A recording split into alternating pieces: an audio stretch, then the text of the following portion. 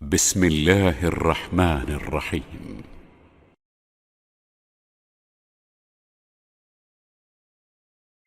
Assalamualaikum warahmatullahi wabarakatuh. Alhamdulillah, assalatu wassalamu ala rasulillah wa ala alihi wa sahbihi wa wala. Amma ba'd, fa ya ibadallah, usi nafsi wa iyyakum bitaqwallahi faqad faza al-muttaqun, fala tamutunna illa wa antum muslimun. Faqala ta'ala, ya ayyuhalladzina amanu ittaqullaha haqqa tuqatih ولا تموتن إلا وأنتم مسلمون. وقال يا أيها الناس اتقوا ربكم الذي خلقكم من نفس واحدة وخلق منها زوجها وبث منهما رجالا كثيرا ونساء واتقوا الله الذي تساءلون به والأرحام إن الله كان عليكم رقيبا. Saudara-saudariku dan pemirsa Akhir TV dimanapun Anda berada, Alhamdulillah, bersyukur pada Allah Subhanahu wa Ta'ala, pagi ini kembali kita diberi kesempatan untuk beraktivitas. Kita bermohon pada Allah semoga aktivitas kita di hari ini mendapat bimbingan dari Allah Subhanahu wa Ta'ala, sehingga dengan itu insya Allah bisa lebih meningkat kebaikan-kebaikan kita dan lebih mulia dalam pandangan Allah Subhanahu wa Ta'ala. Untuk itu saya tidak bosan mengingatkan agar kita mesti memiliki rencana-rencana terbaik untuk kita mulai petakan dan amalkan di hari ini. Demikianlah diisyaratkan dalam waktu pertama saat kita bangun dari tidur. Kemudian waktu itu disebut dengan subuh. Bahkan kemudian diminta menunaikan salat dengan pancarannya disebut dengan fajar. Subuh berasal dari kata asbah, sesuatu yang sudah siap dengan rencana, sesuatu yang sudah siap dengan aktivitas. Jadi kalau orang Arab bertanya kaifa asbahta, bagaimana engkau pagi ini? Lalu dia katakan asbahtu bi khair, saya baik-baik saja pagi ini. Artinya bukan sekedar baik, tapi di pagi itu dia sudah mulai punya rencana aktivitas yang siap ia tunaikan. Karena itu kita saat dipanggil menunaikan ibadah, menghadap kepada Allah, menunaikan salat, bukan sekedar salat, tapi dalam saat itulah kita memohon kepada Allah agar rencana-rencana kita di hari itu mendapat taufik dan bimbingan dari Allah Subhanahu wa Ta'ala. Karena itu terkadang Nabi SAW seringkali mengevaluasi dan bertanya pada para sahabatnya, siapa yang sudah sholat berjamaah di hari ini? Siapa yang berinfak di hari ini? Siapa yang menjenguk orang sakit di hari ini? Siapa yang sudah mengantarkan jenazah di hari ini? Siapa yang? Teman-teman, kalau boleh sekedar saya bertanya secara sederhana, berapa ayatkah yang sudah Anda rencanakan di hari ini akan dihafalkan? Punya rencana untuk membaca berapa ayat Quran di hari ini? Berapa nominal yang akan kita sedekahkan di hari ini? Di mana teman-teman ikhwan akan menunaikan salat berjamaah pada saat ini? Jika subuhnya sudah berjamaah di masjid, maka zuhurnya di masjid mana Anda akan tunaikan? Asarnya di mana? Maghribnya di mana? Dan pastikan, bila pun ini menjadi hari terakhir dalam kehidupan kita, pastikan bahwa Anda diwafatkan dalam keadaan sedang beramal soleh di hadapan Allah Subhanahu wa Ta'ala. Karena itu, mari kita niatkan dengan baik pelajaran kita di hari ini. Semoga dengan niat terbaik itu, Allah berikan kemudahan kita dalam belajar, dalam pemaparan, dan pelajaran kita bisa bermanfaat dalam kehidupan kita insya-Allah. Kita lanjutkan, dan ini adalah barangkali sesi-sesi akhir dari pertemuan kita dalam pembahasan tentang sifat salat Nabi SAW. Bagaimana cara Nabi mengajarkan kita menunaikan salat dengan benar sehingga bisa meraih manfaat-manfaat dari salat dimaksud. Ingat betul bahwa setiap ibadah yang ditunaikan tidak berhenti kepada aspek fikih dari sisi cara dan bacaan, tapi selalu ada manfaat-manfaat dari ibadah yang kita tunaikan, baik terkait dengan kehidupan kita di alam dunia atau alam kubur atau bahkan saat di akhirat. Dan ini menjadi indikator keberhasilan ibadah kita. Masih ingatkah teman-teman di awal jumpa kita saat saya menguraikan tentang manfaat salat dalam kehidupan, dan ini jadi indikator keberhasilan salat kita. Di antaranya dari sekian banyak yang disebutkan di Quran, ada sampai 5 poin. Kita cek misalnya sampai dengan materi saat ini. Sekian waktu kita hidup. Quran surah ke-29 misal ayat ke-45. Innas salata tanha 'anil fahsya'i wal munkar. Sungguh salat yang ditunaikan dengan benar akan mencegah pelakunya dari 2 sumber keburukan. Jadi kalau ada orang yang punya sifat dan sikap yang buruk, itu sumbernya hanya 2. Kalau bukan fahsya, keburukan yang datang dari syahwat nafsu. Maaf, sekali lagi, kata-kata kotor, jorok, pornografi, porno aksi, LGBT, dan semisalnya itu fahsya. Jadi kalau ada orang terlihat sholat, tapi masih menekuni misalnya bidang-bidang yang buruk tadi, kata-katanya masih kotor, berarti ada yang kurang tepat dalam sholatnya. Kalaupun terlihat khusyuk dalam prakteknya, tapi tidak melahirkan aspek-aspek mulia, dan bertentangan dengan nilai-nilai tadi yang fahsya, berarti mohon maaf, ada sesuatu yang harus diperbaiki di situ. Karena sholat Anda menjadikan lisan Anda selalu berkata baik. Silahkan cek, bukankah dalam sholat lisan kita berkata yang baik? Allahu Akbar kalimat baik, ruku kalimatnya baik, sujud kalimatnya baik. Sejak kapan sholat kemudian menggunakan bahasa-bahasa celaan? Sejak kapan dalam sholat kita dilatih dengan kalimat ejekan? Tidak ada. Di aneh, kalau sedang sholat dilatih kata-kata baik, setelah sholat yang keluar yang jelek. Berarti ada yang tidak berhasil dalam latihan sholat Anda. Anda kalau berlatih ikut training, dilatih misalnya dengan latihan tertentu yang melahirkan kualitas baik. Setelah selesai latihan, tiba-tiba misalnya, maaf, hasilnya tidak memuaskan. Berarti ada yang salah dalam latihannya. Imma Anda tidak serius, atau misalnya ada yang tidak tepat dalam menunaikan training yang dimaksudkan. Jelas sampai sini? Baik, mungkar, keburukan yang diingkari oleh hati. Sumbernya dua, nafsu perut dan akal. Mencuri itu mungkar. Berdusta itu mungkar. Maaf, menyakiti orang lain mungkar dengan berbagai jenisnya. Menipu itu mungkar. Mustahil ada orang sholat perbuatannya fahsya dan mungkar. Karena itu sering saya ingatkan, kalau setiap hari kita sholat bahkan dengan sunnahnya, tapi belum mampu mencegah maksimal dari perbuatan fahsya dan mungkar, coba dicek lagi. Ada yang keliru dalam cara sholat kita.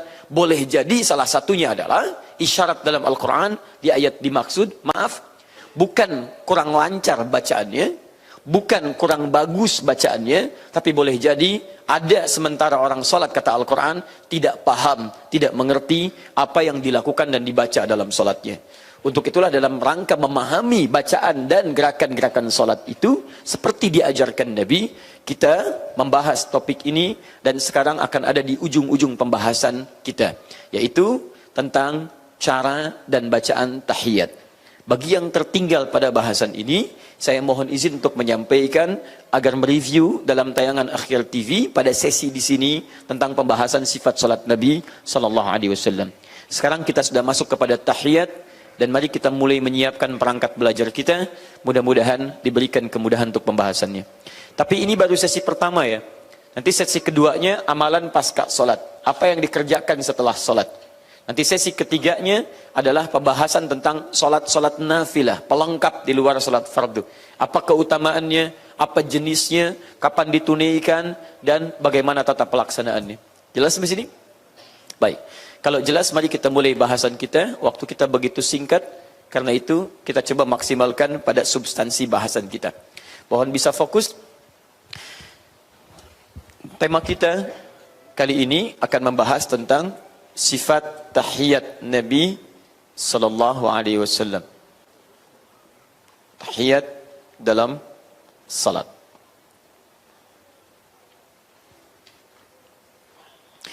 Baik. Yang kita bahas ada beberapa poin di sini. Pertama, kita akan bahas cara tahiyat. Kemudian yang kedua, kita pelajari bacaannya apa saja, caranya sudah bagus, bacaannya apa, yang kemudian pernah diajarkan oleh Nabi. Ketiga, kita turunkan lagi. Setelah ini dipahami, baru kemudian kita memahami esensinya, apa hikmah, makna dari tahiyat itu. Jangan-jangan tiap hari tahiyat, tapi tidak paham kandungan tahiyat, sehingga tidak bisa diaktualisasikan dalam kehidupan kita. Kan sholat itu refleksinya dalam aktivitas kita. Bagaimana itu bisa dibawa dalam kehidupan? Apa makna dari tahiyat? Kemudian baru masuk bagian keempat adalah persoalan-persoalan seputar tahiyat. Nanti ada beberapa persoalan-persoalan yang mungkin kita bisa diskusikan.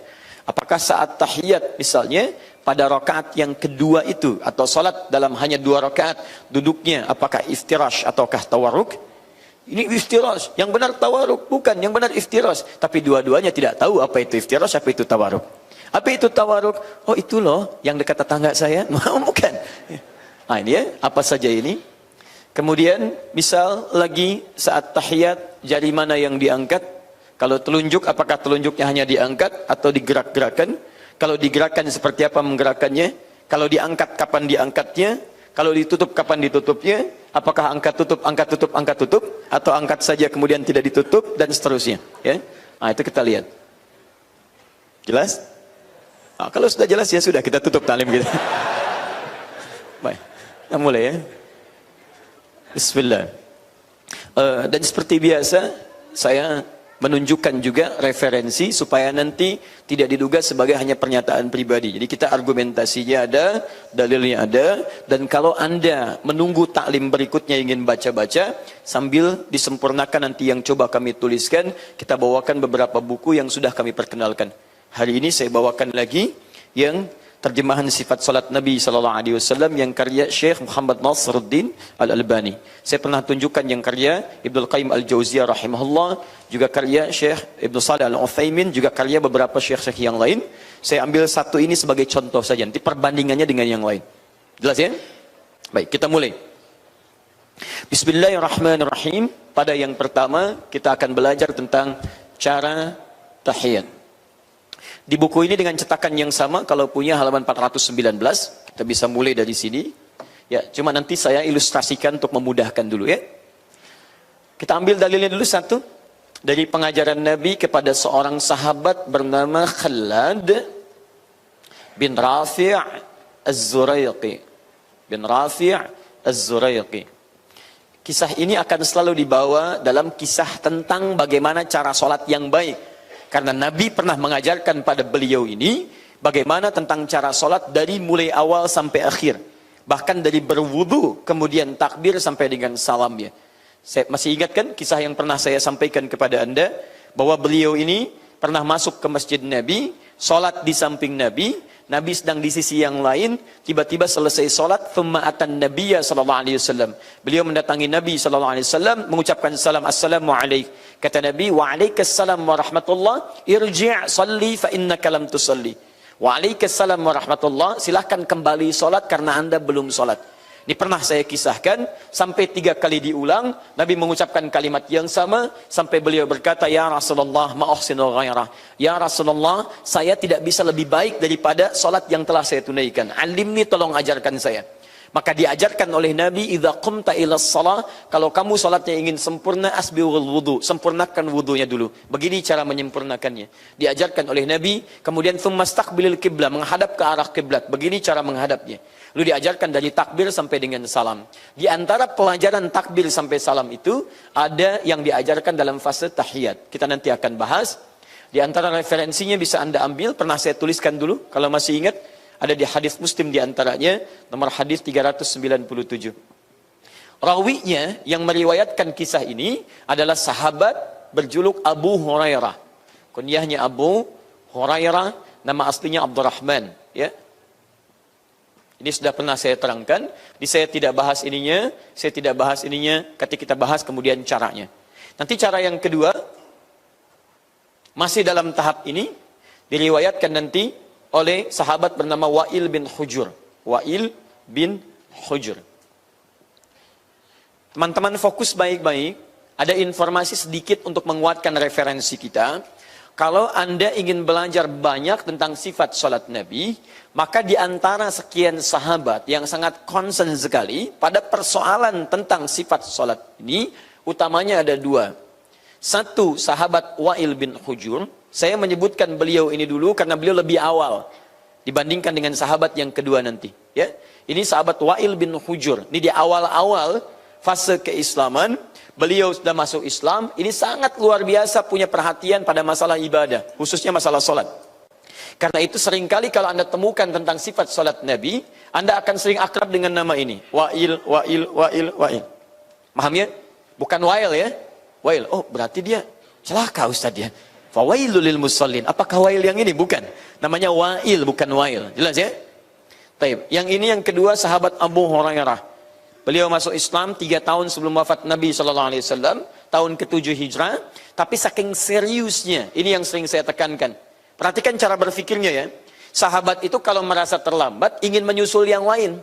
Bukan pesimis, ingin menyusul.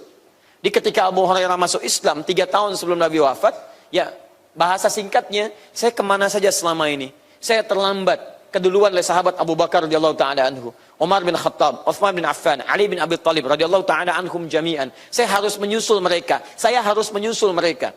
Kalau yang lain menunggu di majlis ta'lim Nabi, saya harus nyusul lebih daripada itu. Saya tunggu di depan rumah Nabi. Sehingga saya bisa belajar bagaimana cara jalan Nabi. Bagaimana keluar dari rumahnya. Bagaimana nengoknya Nabi. Bagaimana. Banyak digali oleh beliau. Sehingga dari situ, beliau mengejar sahabat-sahabat yang lain, sampai lebih banyak meriwayatkan hadis dibandingkan dengan yang lainnya. Kalau yang lain menunggu di majlis ta'limnya Nabi, wajar meriwayatkan hadis tentang ta'lim. Ini ikut kemana-mana. Nabi kesini, beliau ikut. Nabi kesini, beliau tunggu. Makanya, maaf teman-teman, boleh jadi ketika dibandingkan dengan yang lain, hadisnya lebih banyak dibanding sahabat lain. Sekalipun investasi waktunya hanya 3 tahun, karena waktunya banyak digunakan untuk mengikuti Nabi SAW. Ini penting saya jelaskan nanti, karena terkadang ada golongan yang keterlaluan, terkhusus dari kalangan Syiah, yang sering mengolok-olok sahabat Abu Hurairah. Bahkan Anda seringkali mungkin mendapat pernyataan seperti ini. Kok bisa sahabat belakangan masuk Islam, hadisnya lebih banyak dibandingkan dengan sahabat yang duluan masuk Islam. Bisa dibandingkan dengan sahabat Ali bin Abi Thalib radhiyallahu taala anhu. Dua-duanya punya keutamaan. Ini sangat istimewa dan kita mencintai karena Allah Subhanahu wa taala. Kita cintai seluruh sahabat. Tapi kadang-kadang seringkali ada pertanyaan begini dan pernyataan seperti ini. Ini Ali menantu Nabi, sangat mulia, di antara pemuda penghulu surga. Dijamin masuk surga, dekat dengan Nabi, menggantikan posisi Nabi saat diincar saat akan hijrah ke Madinah Al-Munawwarah. Tiba-tiba kok datang orang belakangan, 3 tahun masuk Islam, kok hadisnya lebih banyak dibandingkan dengan sahabat Ali. Bahkan dengan Sayyidah Aisyah lebih banyak ini. Bagaimana cara menjawabnya? Teman-teman sederhana. Karena waktu yang diinvestasikan oleh sahabat-sahabat ini dalam beraktivitas, itu satu dengan yang lainnya berbeda. Misal kita lihat, Aisyah meriwayatkan 2210 hadis. Tapi kan Sayyidah Aisyah meriwayatkan seputar kehidupan di dalam rumah tangga Nabi. Jadi bersama Nabinya saat di rumah. Saat ke perang Badar, beliau tidak ikut. Saat ke perang Uhud, beliau tidak ikut. Saat ke pasar, belum tentu ikut. Jadi yang diriwayatkan oleh Sayyidah Aisyah adalah kesempatannya saat bersama Nabi SAW. Demikian sahabat Ali bin Abi Thalib. Tidak semua aktivitas Nabi diikuti oleh Ali. Di beberapa tempat beliau ada di situ. Tapi di tempat lain belum tentu. Yang ini agak beda. Nabi kesini ikut. Nabi kesini ikut. Belum keluar sudah ditunggu. Persis seperti ini. Anda misalnya berapa usianya? 40 tahun. Masya Allah. Kenapa begini? Kurang banyak. 40 tahun. Masya Allah. Hafal berapa juz Quran? Gak apa-apa. Berapa juz yang dihafalkan? Alhamdulillah. Mendekati juz 30. Baik ya. Misal ya. Nama siapa? Mas Andi 40 tahun mendekati juz 30. Ada anak 4 tahun sudah 30 juz. 40 tahun mendekati juz 30. 4 tahun sudah 30 juz dan banyak contohnya. Ya ada Fajar misalnya, ya ada Musa, ada Mu'adz, ada macam-macam. Pertanyaan saya, Mas Andi kemana aja? Anda kan 40 tahun, misal kan? Misal 40 tahun. Kok bisa? Padahal waktu Anda hidup lebih banyak dibandingkan dengan yang 4 tahun. Cara berpikirnya bukan begitu. Karena Musa, Mu'adz, Fajar, dan lain sebagainya menggunakan sebagian besar waktunya hanya fokus menghafal Quran. Karena itulah hafalan Qurannya lebih banyak dibandingkan dengan yang lainnya. Beliau banyak tuntutan, bukan berarti keliru, tidak. Ada yang harus ditunaikan dengan pekerjaan, ada yang harus belajar, ada mengerjakan ini, mengerjakan itu. Dan itu bukan salah, bukan aib. Karena tuntutan bagian dari kehidupan. Yang lainnya belum punya tuntutan itu. Makanya wajar perhatiannya lebih banyak hafalan Quran didapatkan oleh yang 4 tahun dibandingkan dengan 40 tahun. Jelas sampai sini? Baik. Belum selesai bahasan kita ya. Ini baru ilustrasi. Jadi ada beberapa persoalan yang kadang mesti kita jawab cepat dengan jawaban-jawaban sederhana yang mudah dipahami. Baik, sekarang mari kita mulai prakteknya seperti apa Nabi mengajarkan sahabat Khalid bin Rafi Az-Zuraiqi, juga seperti apa sahabat Wa'il bin Hujur kemudian menyampaikan informasi kepada kita. Kita insya Allah dengan izin Allah meneruskan contoh dengan Mas Boy. Alhamdulillah beliau sudah di dekat meja ya. Baik. Sahibul Maktabah, sahabat meja. Baik, kifal hal. Sehat tentu? Baik, jazakallah khair. Saya belum minta naik. Dulu kita di sini itu ada sajadahnya. Ya kan? Sekarang tidak ada sajadahnya. Saya bukan memberi isyarat untuk ngambil sajadah, bukan. yang mau saya sampaikan, sama, kita pun kadang menemukan masjid yang tidak ada sajadahnya. Jelas ya? Ada masjid yang ada sajadahnya. Baik, sholat tidak ditentukan dengan sajadah. Sepanjang ada alas yang baik, sekalipun alas itu bukan kain dan sebagainya, tapi kemudian bersih dan suci, maka sah digunakan untuk alas salat. Paham sampai sini? Tapi nanti bagian-bagian tambahan kita akan bahas, alas seperti apa yang benar diisyaratkan oleh Nabi, sepanjang satu suci, kalau sudah suci pasti bersih. Suci pasti bersih. Yang kedua, alas ini tidak terlampau empuk. Ingat baik-baik. Jadi kalaupun Anda menggunakan sajadah, Nabi sangat tidak menyukai alas yang seperti bantal dalam riwayatnya. Bantal itu kalau Anda tekan, kan tidak menapak kita di situ. Ya, semacam mengembang. Nah, itu tidak disukai. Jadi ketika khususnya Anda sujud, kemudian Anda sujud, dahi kita tidak menempel sempurna. Seakan-akan tidak ada tempelan yang bagus di situ. Nanti secara, maaf, ilmu kesehatan bisa dijelaskan, secara psikologi bisa dijelaskan, tapi yang paling penting, sholat kita tidak terlampau disukai oleh Nabi SAW. Nah, ini alhamdulillah mejanya tidak empuk ya, dan tidak ada sajadahnya, dari insya Allah bersih dan suci. Jazakallah khair. Mas Boy, bismillah. Baik, sekarang kita fokus. Pada pembahasan yang lalu kita sudah dari sujud, kemudian bangkit lagi. Nah, pembahasan berdiri sudah kita bahas. Sekarang kita ambil dari sujud lagi, kemudian menutup kepada tahiyat. Kita ambil dulu tahiyat yang ula pertama, atau tahiyat pada solat yang rakaatnya hanya 2. Contoh, misalnya solat subuh berapa rakaat? 2. Baik, silahkan sujud. Baik, sebentar Mas Boy, angkat dulu, tahan. Kiblatnya kemana? Ini ada 2 keadaan. Satu, kiblat yang sudah diketahui arahnya, maka pada kondisi ini kita tidak boleh menyimpang. Harus kemudian berusaha memaksimalkan ke arah yang telah ditetapkan. Misal, Quran surah kedua Al-Baqarah ayat 144, paling kiri sebelah bawah. Qad nara taqalluba wajhika fis sama' falanuwalliyannaka qiblatan tardaha fawalli wajhaka syatral masjidil haram. Arah Masjidil Haram, arah Ka'bah, dan sudah pernah saya jelaskan tentang persoalan ini. Jika Anda mengetahui arahnya, maka ke situlah kita menghadap. Tapi misal dalam kondisi ini kan arah Masjidil Haram ke sana, gitu kan? Misal, ini anggap situasi di luar masjid. Ya, akhi saudara kita sedang misalnya berkelana. Jalan kemana, kemudian tadabbur, kadar Allah belum menemukan arah kiblat. Melihat posisi belum tahu cara menentukannya. Kemana dia menghadap? Maka kita bisa gunakan misalnya Quran surah kedua Al-Baqarah ayat 115. Paling kiri pertengahan. Walillahil masyriq wal maghrib fa aynama tuwallu fa thamma wajhullah. Ya, milik Allah timur dan barat. Kalau Anda sedang kebingungan dan datang waktu salat, tidak bisa menentukan mana arah kiblat yang benarnya misalnya, maka silahkan Anda berusaha. Anda berijtihad, usaha di sini untuk menemukan arah yang Anda yakini. Timur atau barat dalam suasana itu, maka salat Anda dianggap sempurna. Paham? Baik, sekarang jangan persoalkan, Ustadz kenapa mejanya menghadap misalnya ke sini, tidak menghadap ke arah sini. Ini bayangkan dalam kondisi yang kedua. Terbayang? Alhamdulillah. Ayo bayangkan dulu ya. Baik, silahkan sujud, bismillah. Masih cukup untuk ke belakang? Ya. Baik.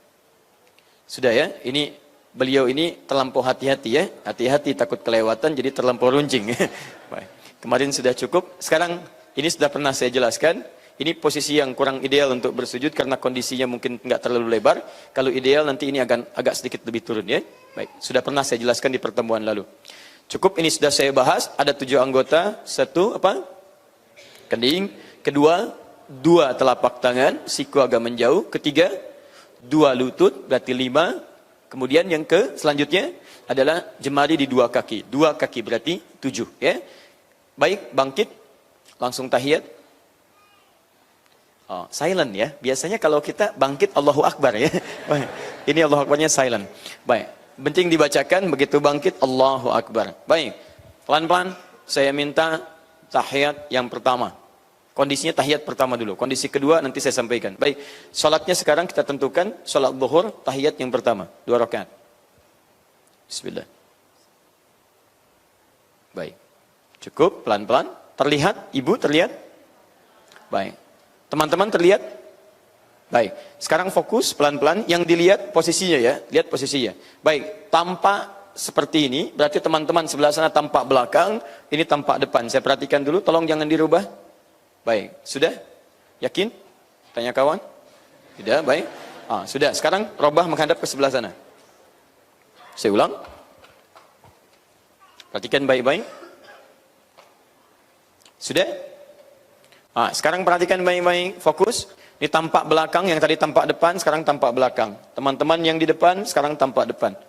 Kelihatan? Baik, barangkali tidak bisa mewakili keseluruhan, tapi nanti Anda bisa mengondisikan untuk mengulang kembali. Sekarang perhatikan, untuk memudahkan saya, untuk menerangkan, menghadap ke arah sini. Sekarang fokus baik-baik, saya bacakan hadisnya. Fokus. Idza jalasta bima ma'na fi rak'ataini. Kalau Anda mulai duduk pada rakaat yang kedua, duduk. Ingat, bangkit, indah sekali kalimat nabinya, menggunakan jalasa. Saya pernah terangkan kondisi beda antara jalasa dengan qa'ada. Kalau jalasa, duduk berpindah dari posisi rendah ke tinggi. Kalau qa'ada, duduk berpindah dari posisi tinggi ke rendah. Makanya di Quran, orang yang nggak bisa berdiri posisi tinggi, diminta duduk posisi rendah. Tapi saat bangkit dari sujud untuk duduk, yang digunakan jalasa. Karena duduk posisi rendah, kemudian bangkit posisi tinggi. Jelas? Baik, sekarang perhatikan. Apabila kamu duduk pada rakaat yang kedua, ya setelah kemudian bangun dari sujud, perhatikan baik-baik, fatma'in. Maka tenangkan dulu dirimu. Fokus teman-teman, lihat. Jadi Nabi tidak mengatakan bangkit langsung baca doa, tidak. Nabi katakan dah tenang dulu. Bagaimana cara tenangnya? Teruskan. Waftarish, maka iftirashlah. Waftarish, maka iftirashlah. Saya tuliskan dulu. Boleh saya hapus ini? Ya, sudah dipahami ya? Saya hapus dulu. Ini cukup penting ya. Kalau sudah dicatat, baru saya hapus. Ini cukup penting. Saking pentingnya kadang-kadang susah dihapus. Tuh, ya. Nah, itu ya. Nah, itu.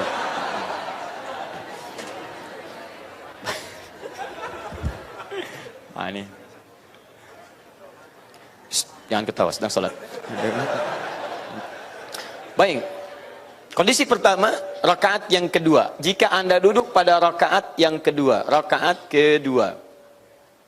Fokus baik-baik. Awas, nanti karena ada kaitan dengan hadis Wa'il belakangan. Jika Anda duduk pada rakaat yang kedua. Idza jalasta fi rak'ataini. Pada rakaat yang kedua. Ini gambarannya. Fatma'in, tahapan kedua, tenangkan terlebih dahulu, tenang, tumaknina. Waftarish, dan iftirashlah. Waftarish, iftirash. Iftirash. Saya tuliskan begini, iftirash. Bahasa hadisnya, waftarish.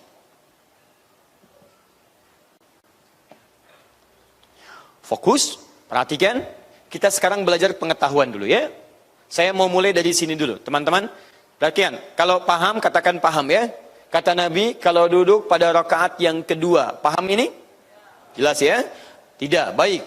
Pada setiap 2 rakaat, pasti ada duduk dalam sholat. Pada setiap 2 rakaat, pasti ada duduk secara umumnya dalam sholat. Kecuali nanti sholat witir, ini nanti ada sedikit perbedaan. Baik ya, sholat standar pada umumnya, dalam setiap 2 rakaat, itu ada duduk. Jelas? Subuh 2 rakaat. Saat 2 rakaat duduk tidak? Duduk. Baik, zuhur ada duduk pada 2 rakaatnya. Zuhur 4 rakaat. Pada saat masuk 2 rakaat duduk tidak? Duduk. Asar 4 rakaat. Maghrib 3 rakaat. Isya 4 rakaat. Setiap 2 rakaat kita duduk. Nah, saat Anda duduk, berarti jelas ya, paham ya? Yang pertama, duduk pada rakaat yang kedua. Saat duduk itu, kata Nabi, tenangkan diri dulu. Jangan ujuk-ujuk baru duduk langsung baca bacaan tertentu. Atau baru duduk langsung kemudian pengen sujud lagi.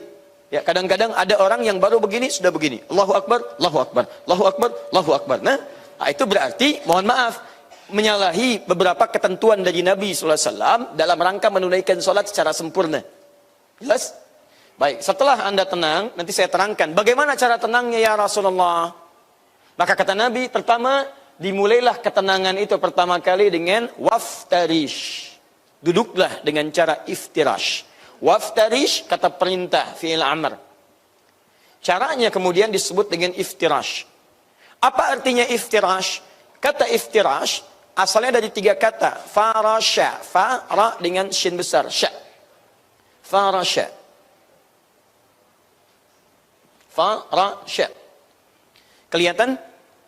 Tidak, saya naikkan ke atas. Fa-ra-sha. Sudah? Baik. Farasha artinya sesuatu yang terhampar. Asal katanya, sesuatu yang terhampar.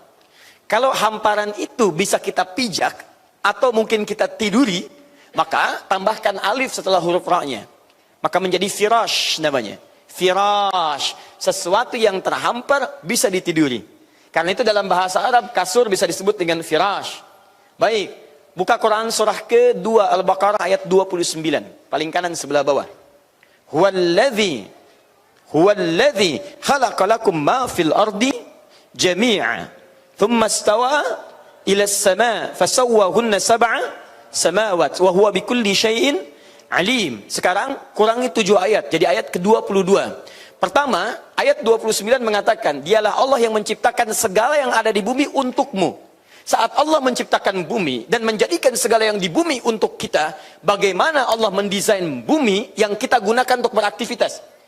Saya tidak mengatakan bentuk buminya, tapi keadaan bumi yang bisa dipakai beraktivitas. Ingat, catat kalimat ini. Saya tidak mengatakan bentuk bumi. Yang saya katakan adalah keadaan bumi yang bisa digunakan beraktivitas. Kalau Anda ingin tahu bentuk bumi, keluar dari bumi, lihat dari atas bagaimana bentuk bumi. Jelas? Baik, jadi jangan debatkan antara bumi datar, bumi bulat, bumi begini, bumi begitu. Anda nggak ada kerjaan. Keluar dari bumi, lihat bagaimana bentuknya. Yang dibahas oleh Quran itu selalu tentang esensi. Bagaimana esensi penciptaan bumi? Kembalikan ke Quran surah kedua ayat 22. Perhatikan paling kiri di pertengahan. Allazi ja'ala lakumul arda firasya was samaa'a binaa. Dialah Allah yang menjadikan isi bumi itu hamparan. Masya Allah. Lihat, firasya menggunakan kata firash. Artinya Allah bukan hanya menghamparkan isi bumi, tapi isi itu dari hamparan bisa kita gunakan untuk beraktivitas. Coba saya katakan pada Anda, saya mau tanya ya, Anda lebih senang mana? Jalan di tempat yang bulat atau jalan di tempat yang kotak? Halo, 1 atau 2? Jalan di tempat yang bulat atau yang kotak, Bu? Kalau saya tidak senang dua-duanya. Ya, tidak senang saya. Karena tidak jelas batasannya. Begitu jalan di kotak, Masya Allah. Lewat kotak ini harus ke bawah. Nyungsep kita ke bawah, gitu kan? Baik, yang bulat tidak jelas juga. Karena tidak ada keseimbangan. Tapi apa yang terjadi? Kata Allah, saya hamparkan. Makanya silahkan cek. Tidak ada jalan yang kotak. Yang ada jalan yang terhampar. Anda bisa jalan di situ pakai mobil, Anda jalan pakai motor, Anda berjalan pakai kaki. Kenapa? Karena jalanan terhampar. Silakan cek. Tumbuhan bisa ditanam, beberapa bisa dilakukan, bumi bisa dibangun. Bayangkan kalau rumah Anda dibangun di atas tanah yang bulat. Bisa kebayang? Gampang kalau mau Anda misalnya contohkan, Anda ambil kelereng, di kelereng itu misalnya kemudian tempelkan simulasi misalnya bentuk rumah seperti bangunan yang bawahnya ada kelerengnya begini. Bisa kebayang bagaimana rumah Anda bisa kokoh? Mustahil. Karena itu bahasa Qurannya adalah bumi, kata Quran, kami hamparkan. Maksud hamparan di sini adalah ungkapan dalam bentuk balaghah. Maksudnya, silahkan. Kata Allah, saya jadikan bumi tempat untuk yang nyaman beraktivitas. Mau tiduran, silahkan. Mau kerja, silahkan. Mau jalan, silahkan. Seluruh isi bumi gunakan untuk kepentingan hidup kalian untuk menata yang lebih baik. Paham? Nah, ini yang disebut dengan firash. Nah, sekarang, kalau Anda berusaha menghamparkan sesuatu, kemudian dari hamparan itu Anda berusaha mendudukinya. Misal, kalau ini kan terhampar saja, yang bisa diduduki, yang bisa digunakan beraktivitas. Saya hamparkan kasur, kasur itu bisa saya gunakan untuk beraktivitas. Mau saya lompat-lompat, mau saya guling-guling, mau saya tidur, terserah saya. Paham? Nah, sekarang kalau saya sengaja menghamparkan sesuatu, kemudian mendudukinya, maka tambahkan huruf hamzah wasal di depan kalimatnya. Kemudian setelah huruf yang kedua tambahkan ta di situ.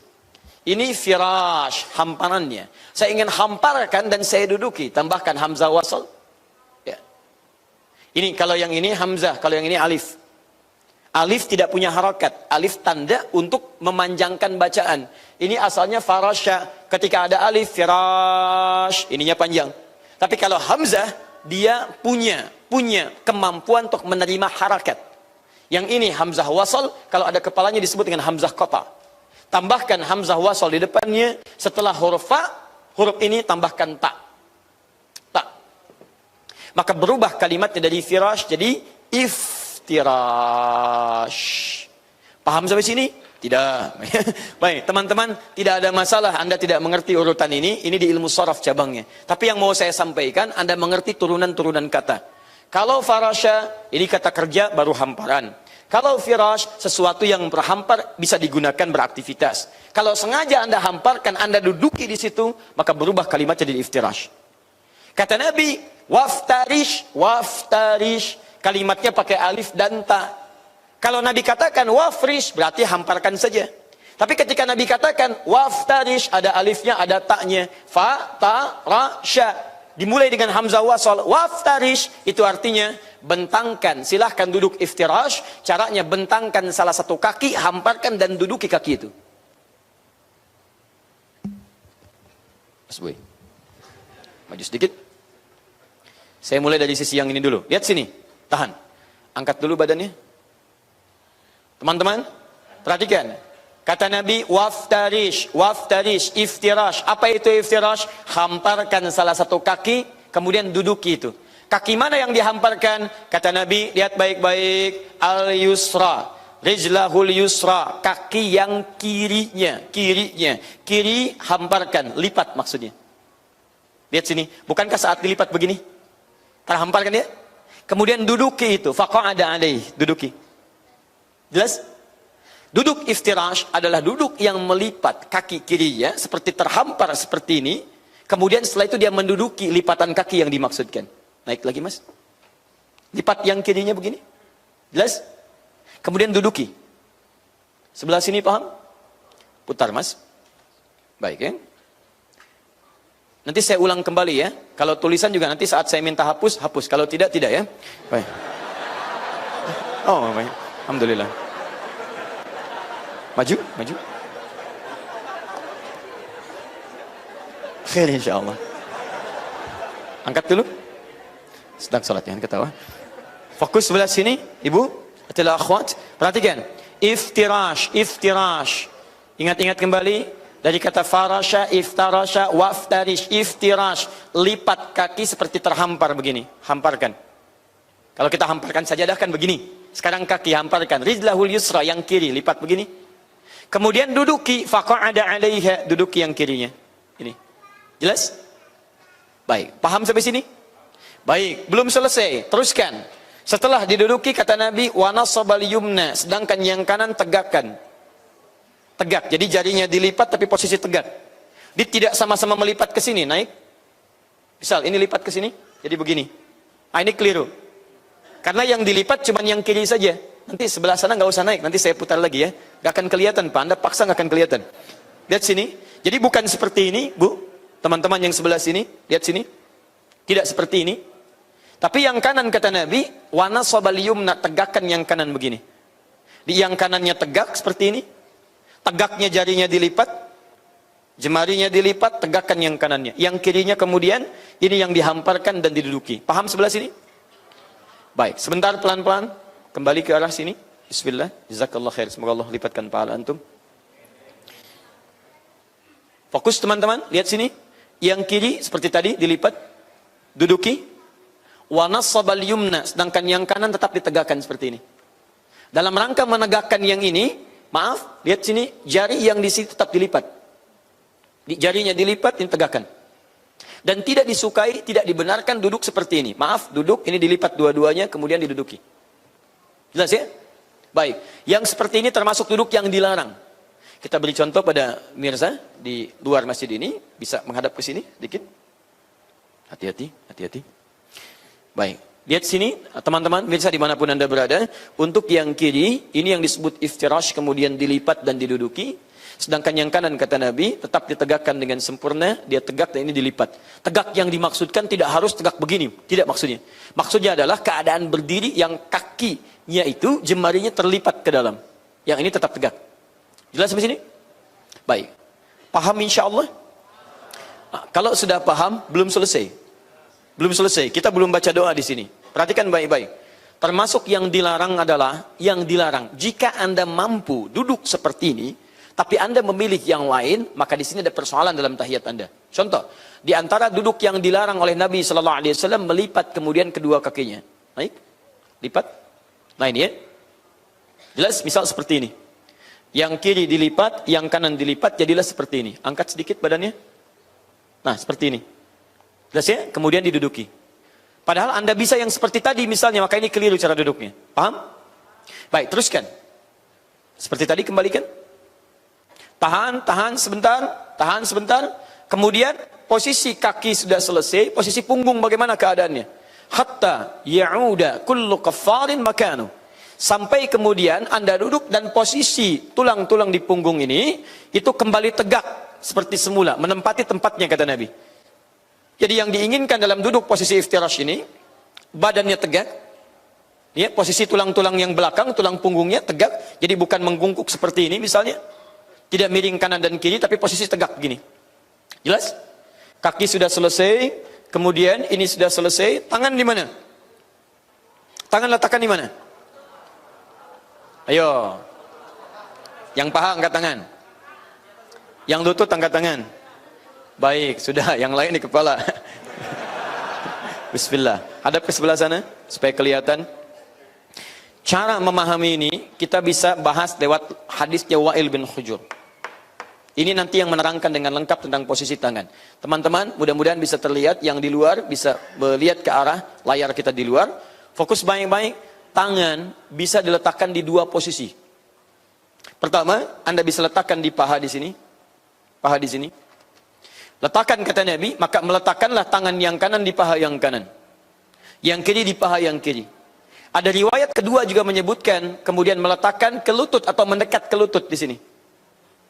Jelas ya? Dia tidak pas di lututnya di sini, tidak pas di sini misalnya begini, tidak. Ya, tapi mendekat ke arah lutut di sini. Jelas ya? Baik, jadi letakkan di paha, ini yang paling populer riwayatnya dan saya cenderung kepada yang ini. Ya, jadi bisa di paha di sini. Bisa kemudian, ya ini yang cenderung saya, mendekat ke arah lutut. Jadi di paha mendekat ke arah lutut. Jadi menggabungkan antara satu dengan yang kedua. Dia tidak pas di lutut di sini, seperti ini. Tapi di paha yang mendekat ke arah lutut. Jelas? Paham ya? Baik. Sudah, kaki sudah, punggung sudah, seperti ini. Tegak, kemudian telapak tangan juga sudah. Paham seperti sini? Halo? Baik. Kalau sudah paham, apa yang kita lakukan? Kalau sudah posisi baik seperti ini, sudah tenang, barulah kemudian kita memulai dengan doa. Jadi bukan Anda baru naik, dari sujud naik langsung doa, tidak seperti itu. Salat itu bukan balapan, Anda mau balapan dengan siapa? Anda sedang menghadap pada Allah Subhanahu wa taala. Karena itu, ketika Anda bangkit, kata Nabi, lakukan dengan tenang. Duduklah iftirash dalam keadaan yang tenang. Setelah tenang, maaf teman-teman, darah mengalir dengan lancar, keadaan kita sudah tenang, nafas sudah teratur, disitulah kemudian kita berdoa kepada Allah Subhanahu wa taala. Ini rakaat keberapa? Ya, jadi setiap kita sholat dalam rakaat yang kedua, duduknya apa? Iftirash. Lanjutkan pada hadis yang selainnya. Wa idza kana fil akhirah, jika Nabi sallallahu alaihi wasallam duduk pada rakaat yang terakhir. Nah, ini. Duduk pada rakaat yang terakhir. Ini rakaat kedua. Sekarang duduk pada rakaat yang terakhir. Sudah? Fajalasa 'ala tawarruk, bima makna, maka beliau duduk dalam keadaan tawarruk. Tawarruk. Tawarruk. Jika rakaat yang kedua, duduk setiap rakaat yang kedua, duduknya apa? Iftirash. Dan jika beliau duduk pada rakaat yang terakhir, duduknya apa? Tawarruk. Seperti apa duduk tawarruk? Saya sempurnakan dulu sebelum kita masuk ke doanya. Fokus pelan-pelan. Duduk tawarruk, perhatikan baik-baik, adalah duduk yang semi santai, agak santai. Lipatannya lebih daripada iftirash. Dan tidak diduduki. Jadi kalau iftirash hamparkan duduki, kalau tawarruk dia lewatkan dan kemudian duduk di alas tempat dia duduknya. Jadi kalau kita misalnya di tikar atau ini di meja dan semacamnya. Contoh, bangun, tahiyat terakhir. Nah, lihat baik-baik. Angkat dulu. Sini ya. Fokus yang sebelah sini di tawarruk. Ini kaki sebelah kiri lewatkan dari sebagian betis yang kanan seperti ini. Jelas? Kemudian ini posisi bagian belakang tubuh. Dia duduk tapi duduknya bukan di kaki. Faqa'ada 'alal ardi, maka dia duduk di alasnya. Ya, misal di lantai atau misalnya di karpet atau semacamnya. Ya, ardi itu bumi, tempat kita tapaki. Ya, duduk di sini. Di kakinya kita lewatkan, tembus ke sini. Duduknya kemudian diduduk alas yang sedang kita duduki. Paham sampai sini? Baik, wa nasabal yumna, sedangkan yang kanan tetap ditegakkan dan jemarinya seperti semula terlipat. Jadi tidak ada perbedaan kemudian dengan yang iftirash dari segi kaki yang kanannya. Saya ulang, menghadap ke sini. Posisi sini bisa melihat? Bukan, yang sana yang lihat. Ya. Masya Allah. Jazakallah khair. Menghadap ke sana, Mas. Masya Allah. Mudah-mudahan Allah lipatkan akan pahalanya. Dan sebelumnya diangkat dulu. Lihat sini, yang kiri. Lewatkan ke sela-sela betis yang kanan. Sini.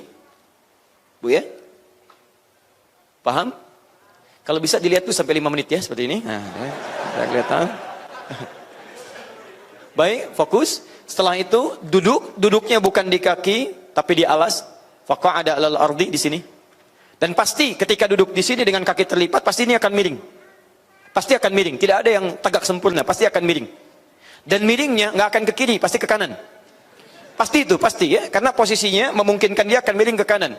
Kaki dilipat, kakinya yang kiri, kemudian ini duduk, ini pasti akan setengah miring. Lihat sini. Paham ya? Baik, yang kanan tetap tegak sempurna. Tegak sempurna, tegak dengan jari-jarinya terlipat menghadap ke arah kiblat. Paham sampai sini? Baik, kalau sudah paham, sekarang perhatikan. Tangan posisinya diletakkan di mana? Disinilah teman-teman sekalian ada sedikit perbedaan dengan iftirash tentang cara meletakkan tangan. Menghadap ke arah teman-teman ke depan. Perhatikan baik-baik. Posisi miring. Lihat sini. Miring ke kanan. Maka otomatis tangan sebelah kanan itu akan lebih merendah. Karena bahu sebelah kanan itu dilonggarkan ke bawah. Ketika bahu sebelah kanan diturunkan ke bawah, pasti sikunya akan ikut turun. Kalau dalam duduk iftirash, karena duduknya tegak, ini bahu sempurna, kanan kiri itu seimbang begini. Karena seimbang, mustahil akan ada siku yang turun. Gak ada orang duduk iftirash. Kemudian bahunya turun, sikunya turun. Coba turun sikunya. Oh kan, susah ya? Agak susah. Baik, tapi kalau tawarruk akan berbeda. Tawarruk. Baik, silahkan cek. Dan siku, tangan yang sebelah kanan itu pasti turun. Tidak ada yang naik. Naik sikunya? Tuh. Beda kan? Baik, ini pasti turun, pasti turun. Nah, inilah yang disampaikan oleh Nabi ketika Anda duduk dalam keadaan tawarruk, maka kata Nabi mengisyaratkan supaya yang siku ini berada di batas paha di sini. Artinya dia mendekat ke paha, menempel di paha. Jadi bukan diangkat. Jadi salah kalau Anda duduk tawarruk kemudian tangan Anda diangkat yang kanan begini. Turunkan sehingga terasa lebih santai duduknya. Paham? Kenapa kondisi lebih santai? Karena ini akan menjadi penutup dalam sholat. Penutup dalam sholat biasanya bacaannya lebih panjang daripada tahiyat yang biasa. Ada doa disampaikan di ujung tahiyatnya. Ada harapan ingin dimohonkan. Ada kerinduan berjumpa Allah kembali dalam sholat yang lainnya. Karena itu diminta kita duduk dalam keadaan agak sedikit lebih santai daripada yang pertama. Sehingga menikmati cara duduk dan doa kita. Paham? Baik. Ada larangan dalam sholat. Saat duduk tawarruk seperti ini. Anda menukar misalnya posisi menempel dengan menempelkan yang kiri. Jadi ada sebagian yang kemudian saat sholatnya, bukan ke sini mas, sungguh ya. Pada sebagian orang sholat, ketika dia sholat, sebetulnya susah ini. Tapi ada yang sengaja untuk melakukan itu, dan itu langsung dikecam oleh Nabi. Apa itu? Dia menempelkan yang siku kiri ke dekat pahanya di sini. Bukan mas, di sini, dia turun begini. Nah, jelas ya? Nempel seperti ini. Atau dia merendah ke bawah begini. Itu langsung Nabi mengeluarkan kalimat yang sangat keras. Kata Nabi jangan lakukan itu. Itu seperti sholat orang-orang yang dicela dan dilaknat oleh Allah Subhanahu Wa Taala. Dalam riwayat lain itu adalah seperti sholatnya orang-orang Yahudi. Ya jadi bedanya apa? Dia menempelkan yang kirinya, kita menempelkan yang kanannya. Paham? Baik. Jadi gini, kebiasaan orang Yahudi itu umumnya pada sejak zaman-zaman dulu sebelum kedatangan Nabi itu seringkali mengolok-olok syariat. Sering mengolok-olok. Diminta begini, dia lakukan yang itu. Minta seperti itu, dia lakukan yang ini. Anda kalau mau lihat misalnya lihat Quran surah ke-2 Al-Baqarah ayat 58 sampai 59. Ya ketika Allah mengatakan, ayo pergi ke tempat itu katakan, wa qulu hittatun naghfir lakum khatayakum. Katakan hittah. Mereka olok-olok dari hittah jadi khintah. Hittah dia panggil khintah. Kata Allah kerjakan ini dia olok-olok. Dia minta nabi, begitu dikirim nabi dia bunuh nabinya. Dia minta unta, begitu dikirim unta dia sembelih untanya. Seringkali terjadi kejadian-kejadian ketika diajarkan, seringkali muncul keadaan-keadaan, sikap-sikap yang seakan-akan mengolok-olok ketentuan agama. Karena itu ketika Nabi kemudian diutus sallallahu alaihi wasallam mengajar umat Islam, setelah dia beriman, turunlah larangan dalam Islam untuk mengolok-olok orang lain. La yasar qaumin qaum. Jangankan pada Tuhan, jangankan pada agama, pada sesama jangan mengolok-olok. Jangan saling cela, jangan saling ejek, jangan memanggil dengan panggilan yang buruk. Dimohon maaf jika ada di antara kita sudah beriman, menunaikan salat, senang mengolok-olok orang lain, ada yang salah dalam ibadahnya. Termasuk mohon maaf, Yahudi suka mengolok, kita tidak. Jadi kalau Anda beriman kemudian mengolok-olok, apa bedanya Anda dengan orang lain? Dan kaum yang telah dicela itu. Maka dari itu, ini kita bedakan. Perhatikan, seringkali dalam syariat kan suka ada bahasa begini. Khaliful Yahud, selisih Yahudi. Pernah dengar begitu? Ingat ya? Nah, jadi kenapa ada bahasa selisih? Maksud diantaranya adalah selisih kebiasaan Yahudi yang kadang-kadang suka agak nyeleneh dalam kehidupan. Fokus? Jelas? Nah, sekarang ini yang diturunkan. Duduknya sudah tawarruk. Sekarang pertanyaannya. Duduk ini duduk apa? Ganti. Tahiyat pertama. Duduk ini duduk apa? Iftirash. Iftirash rakaat keberapa? Kedua. Tawarruk rakaat keberapa? Baik, pertanyaan saya. Salat subuh berapa rakaat? Kedua. Pada rakaat yang kedua itu tahiyat keberapa? Tahiyat. Saya ulang. Iftirash duduk di tahiyat keberapa? Rakaat keberapa? Kedua. Tawarruk duduk tahiyat keberapa? Salat subuh berapa rakaat? Dua. Tahiyat keberapa? Baik. Subuh berapa rakaat? Jadi saat kita tahiyat di rakaat keberapa? Baik. Baru kita kemudian bahas di sini. Salat sunnah qabliyah subuh berapa rakaat? Dua rakaat. Saat kita duduk tahiyat di rakaat keberapa? Dua. Ada dua, ada terakhir. Alhamdulillah. Teman-teman sekalian, jadi persoalannya saat saya sholat di sholat yang dua rakaat, apa yang saya pilih? Apakah iftirash atau tawarruk? Ya, baik. Yang tawarruk boleh angkat tangan. Siapa tawarruk? Anda tawarruk. Waalaikumsalam tawarruk. Siapa yang duduk iftirash? Boleh angkat tangan? Masya Allah. Yang duduk iftirash ya. Baik. Sekali lagi, siapa iftirash? Angkat tangan. Anda iftirash. Ini tawarruk di iftirash. Perhatikan sini, teman-teman sekalian. Dalam persoalan ini sangat ringan sekali. Sangat ringan sekali. Ternyata hadis tentang ini kan di satu hadis yang sama, kalimat yang sama. Kalau Anda, kata Nabi, duduk di rakaat yang kedua, maka duduklah iftirash. Tapi kalau yang di terakhir, maka duduklah tawarruk. Persoalannya salat subuh dan salat sunnah yang dua rakaat, itu Masya Allah, rakaatnya rakaat kedua, dan tahiyatnya pun tahiyat terakhir. Rakaat kedua ini sekaligus rakaat yang terakhir. Di ini yang kedua, dan ini yang terakhir. Akhir daripada salat yang kita tunaikan. Jadi kalau dia tahiyat di rakaat yang kedua. Tapi saat bersamaan tahiyat di tahiyat yang terakhir. Ustadz, bagaimana cara pendekatannya? Kalau begitu harus digabungkan Ustadz antara iftirash dengan tawarruk. Jadi tahiyat penggabungan, Masya Allah. Enggak, gini, Anda nggak usah kreatif dalam agama. Kalau sudah diatur, jangan bikin sendiri. Lihat sini. Maka Imam Ahmad bin Hanbal, alhamdulillah, beliau memilih redaksi yang pertama. Karena Nabi terlihat mengatakan rakaat yang kedua itu adalah rakaat duduknya iftirash. Imam Ahmad memilih untuk kemudian melakukan iftirash. Saya iftirash saja. Karena Nabi mengatakan setiap yang dua rakaat iftirash. Maka beliau iftirash. Murid-muridnya Imam Ahmad bin Hanbal kemudian memilih mengikuti gurunya. Sama. Tidak ada masalah. Gurunya thiqah, gurunya hafal hadis, gurunya hafal Quran memilih untuk iftirash. Dan hadisnya ada di situ. Kemudian duduklah dalam posisi iftirash. Murid-muridnya demikian. Ada Syekhul Islam Ibnu Taimiyah di kemudian hari. Ada Ibnu Qayyim Al-Jauziyah. Ada Syekh Muhammad Nasruddin Al-Albani. Ada Syekh misalnya Ibnu Shalih Al-Utsaimin dan sebagainya. Iftirash. Kemudian kalimat hadisnya belum selesai. Wa idza kana fil akhirah, maka jika duduk di yang terakhir, rakaat yang terakhir, qa'ada ala tawarruk, maka duduk dalam keadaan tawarruk. Nah, karena dipahami salat subuh 2 rakaat, sunnah 2 rakaat itu adalah duduk yang terakhir, bukan cuma 2 rakaat, tapi itu yang terakhir. Tahiyatnya tahiyat akhir. Maka Imam Asy-Syafi'i, ya, rahimahullah, beliau memilih menggunakan duduk untuk tawarruk. Karena pemahamannya bukan cuma yang kedua, tapi di situ yang terakhir. Untuk membedakan dengan duduk di rakaat yang kedua, tapi bukan yang terakhir. Maghrib 2 rakaatnya itu tahiyat pertama, tapi bukan akhirnya. Tapi kalau subuh kata Imam Syafi'i, memang 2 rakaat, tapi saat duduk itu penutup dalam salatnya. Maka itu Imam Syafi'i lebih memilih beliau untuk duduk yang tawarruk dan diikuti oleh para murid-muridnya di kemudian hari. Ya misal Imam Al-Bukhari bagian dari mazhab Syafi'i.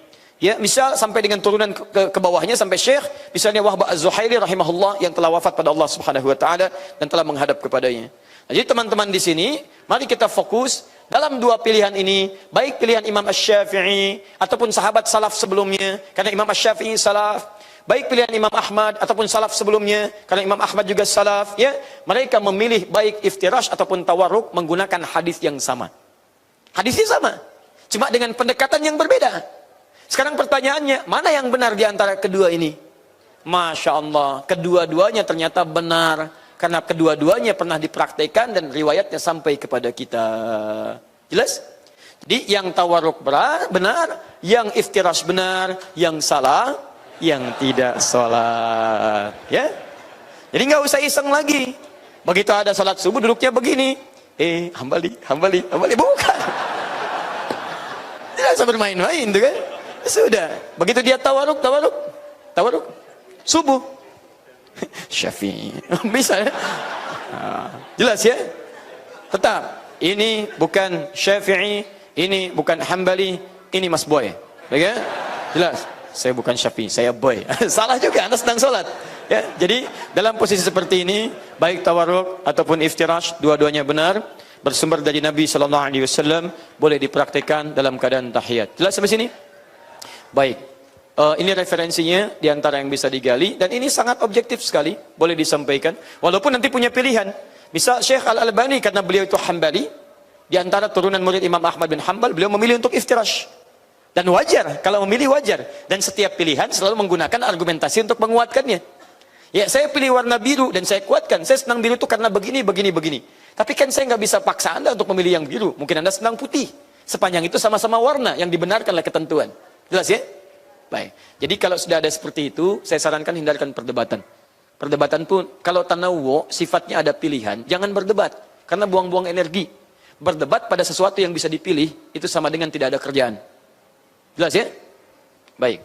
Teman-teman di sini ada halaman 419, yang nanti bisa Anda bacakan di sini. Sekarang karena sudah saya jelaskan isinya, Anda baca kemudian, kita pindah sekarang kepada bacaan. Ya. Itu sudah kita bahas, cara tahiyat. Kemudian bacaan sekarang kita akan masuk ke dalamnya dan setelah itu kita tutup dengan esensinya dan kita bisa berdiskusi menggunakan sebagian dari waktu yang kita miliki. Ya, boleh dihapus terlebih dahulu? Oleh alhamdulillah, Masya Allah. Luar biasa ya. Jazakumullah khair. Kalau mau di atas aja juga boleh Mas Bay. Alhamdulillah, jazakumullah khair.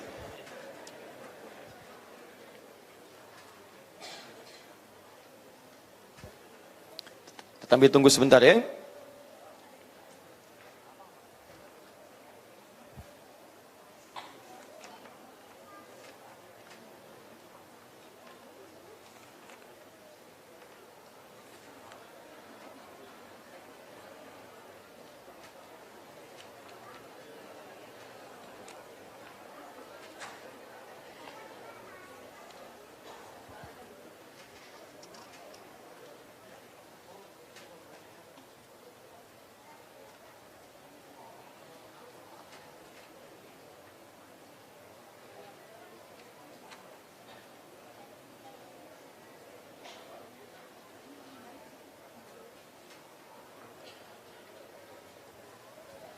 Baik, alhamdulillah, luar biasa ya.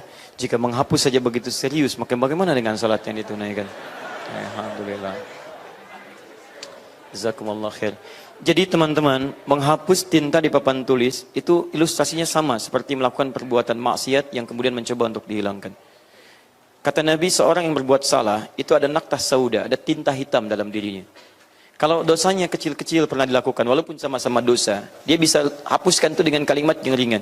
Dengan istighfar, perbaiki, mudah hilang. Tapi kalau Anda mencoba mendekat kepada dosa besar, maka sulit, tidak mudah untuk menghapusnya. Tidak mudah. Seperti tinta ini barangkali, ini cukup besar. Spidolnya besar, tintanya besar, dan cukup padat. Apa Anda mudah kemudian menghapusnya? Tidak. Penghapus biasa, tidak biasa. Anda harus gunakan tisu.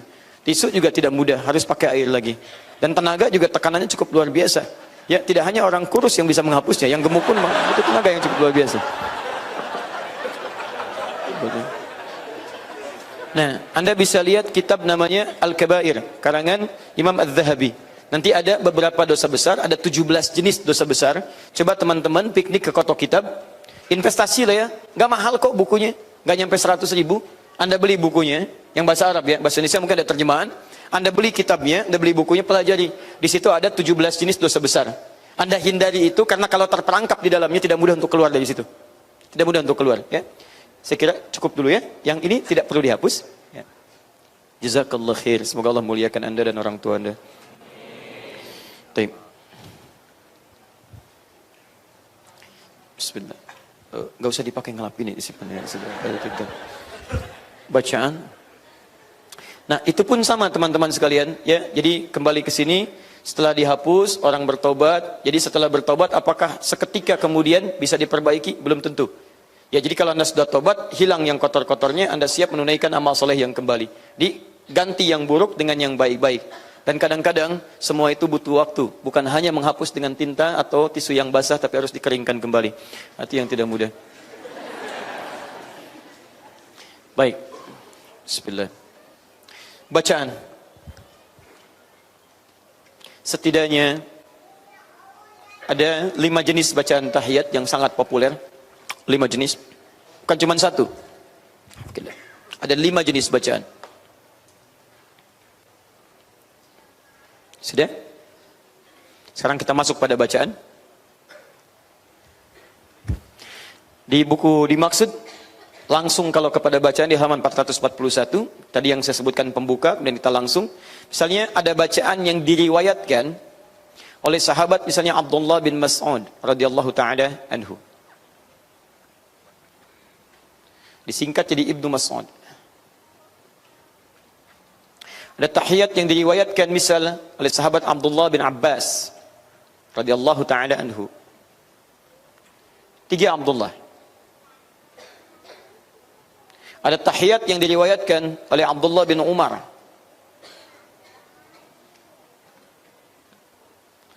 Radhiyallahu ta'ala anhuma. Abdullah bin Mas'ud radhiyallahu ta'ala anhu, Abdullah bin Abbas radhiyallahu ta'ala anhuma, dan Ibnu Umar radhiyallahu ta'ala anhuma. Ada tahiyat yang diriwayatkan oleh Sayyidah Aisyah radhiyallahu ta'ala anha. Ada pula yang diriwayatkan oleh sahabat Umar bin Khattab radhiyallahu ta'ala anhu.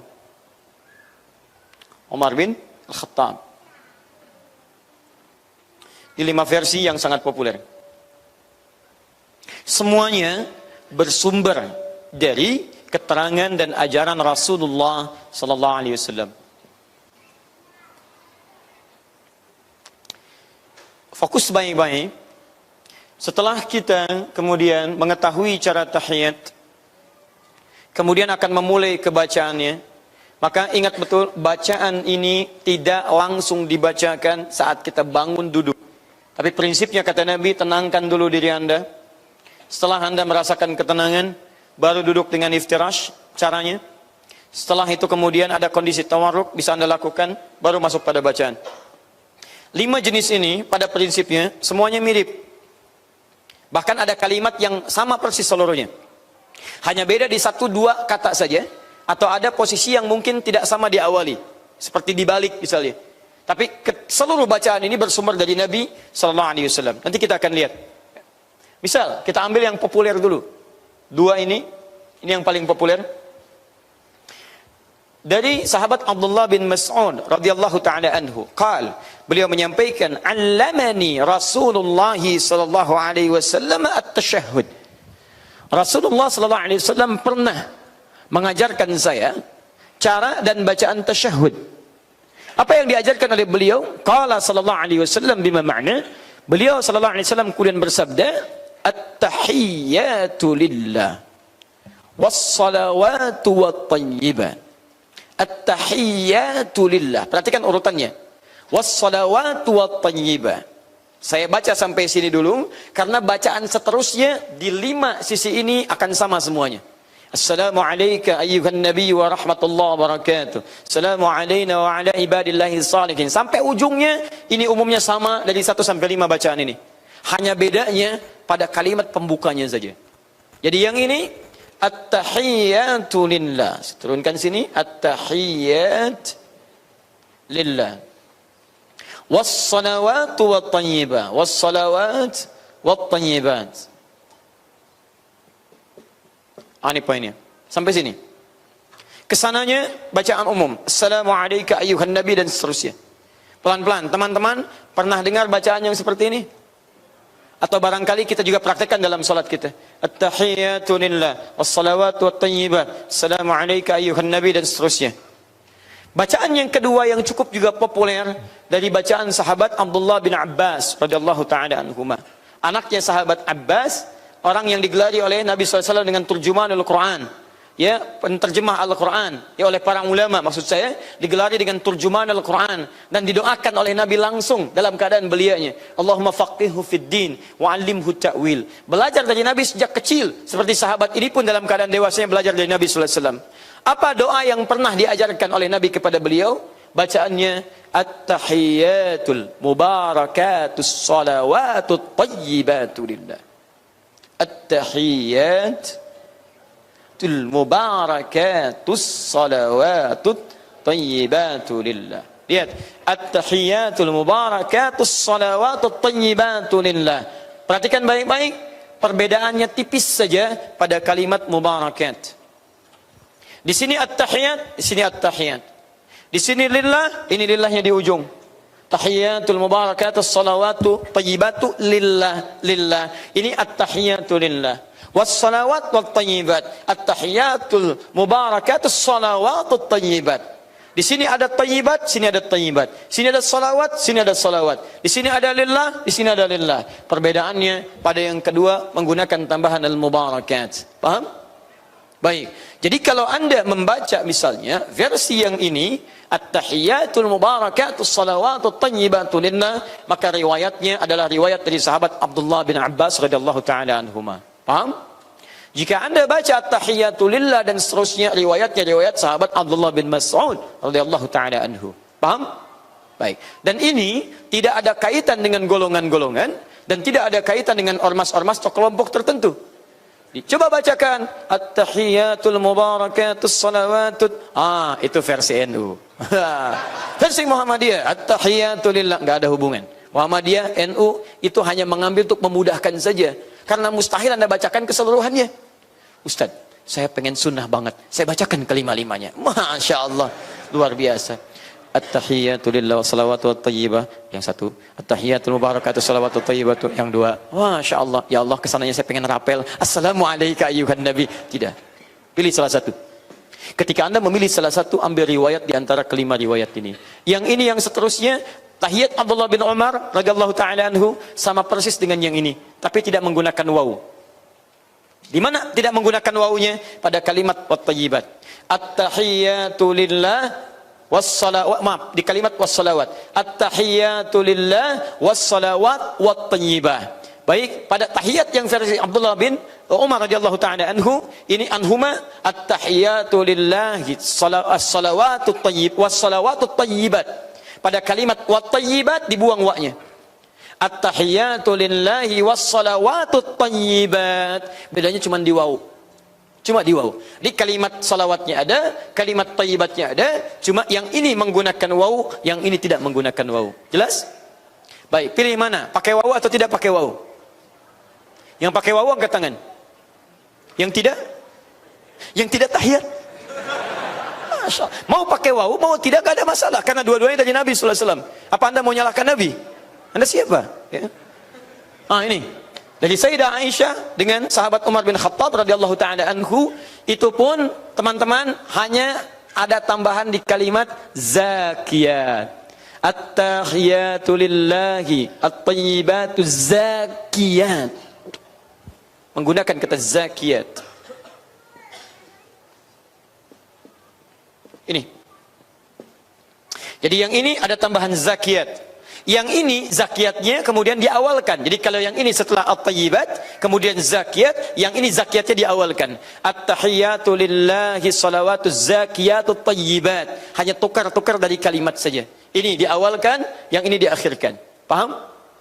Jadi kesimpulannya adalah dalam versi bacaan tahiyat ini ada 5 jenis bacaan. Kelima jenis ini perbedaannya hanya terletak pada 2 hal saja. Satu menggunakan mubarakat, yang kedua menggunakan zakiyat, tambahannya.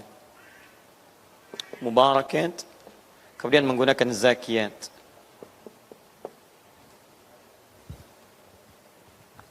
Sekarang dari mana semua bacaan tadi?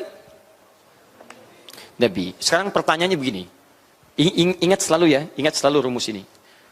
Kalau ada bacaan-bacaan pada ibadah yang sama, rukun yang sama, praktek yang sama, tapi ragamnya bisa berbeda, maka cara memahaminya adalah lihat kapan Nabi membaca doa itu.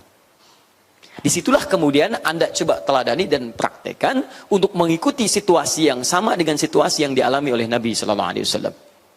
Sama ketika saya jelaskan tentang iftitah dan istiftah, masih ingat?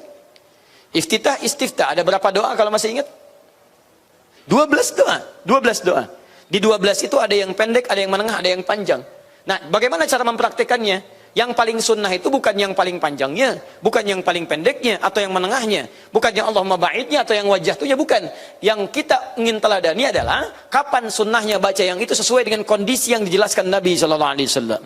Umumnya, setiap bacaan yang beragam dari satu rukun atau keadaan dalam ibadah, itu selalu terkait dengan kondisi, kapan, dan dalam situasi apa Nabi membacanya. Rumus cepatnya, jika dalam kondisi-kondisi yang santai, tidak banyak tuntutan untuk mengerjakan sesuatu, maka umumnya Nabi senantiasa memanjangkan bacaan dalam salatnya. Jelas? Pilih yang paling panjang. Paling panjang. Karena setiap ada yang panjang, maka bertambah keutamaannya. Ingat, bahkan dalam bahasa pun ada kaidah, ziyadatul mabda tadullu ala ziyadatul ma'na. Bertambahnya satu huruf, itu akan memengaruhi pada perpanjangan atau bertambahnya makna di dalamnya. Lihat sini, kalau Anda baca Quran misalnya, nun, berapa huruf? Nun, berapa huruf? Taha, berapa huruf? Alif, Lam, Mim, berapa huruf?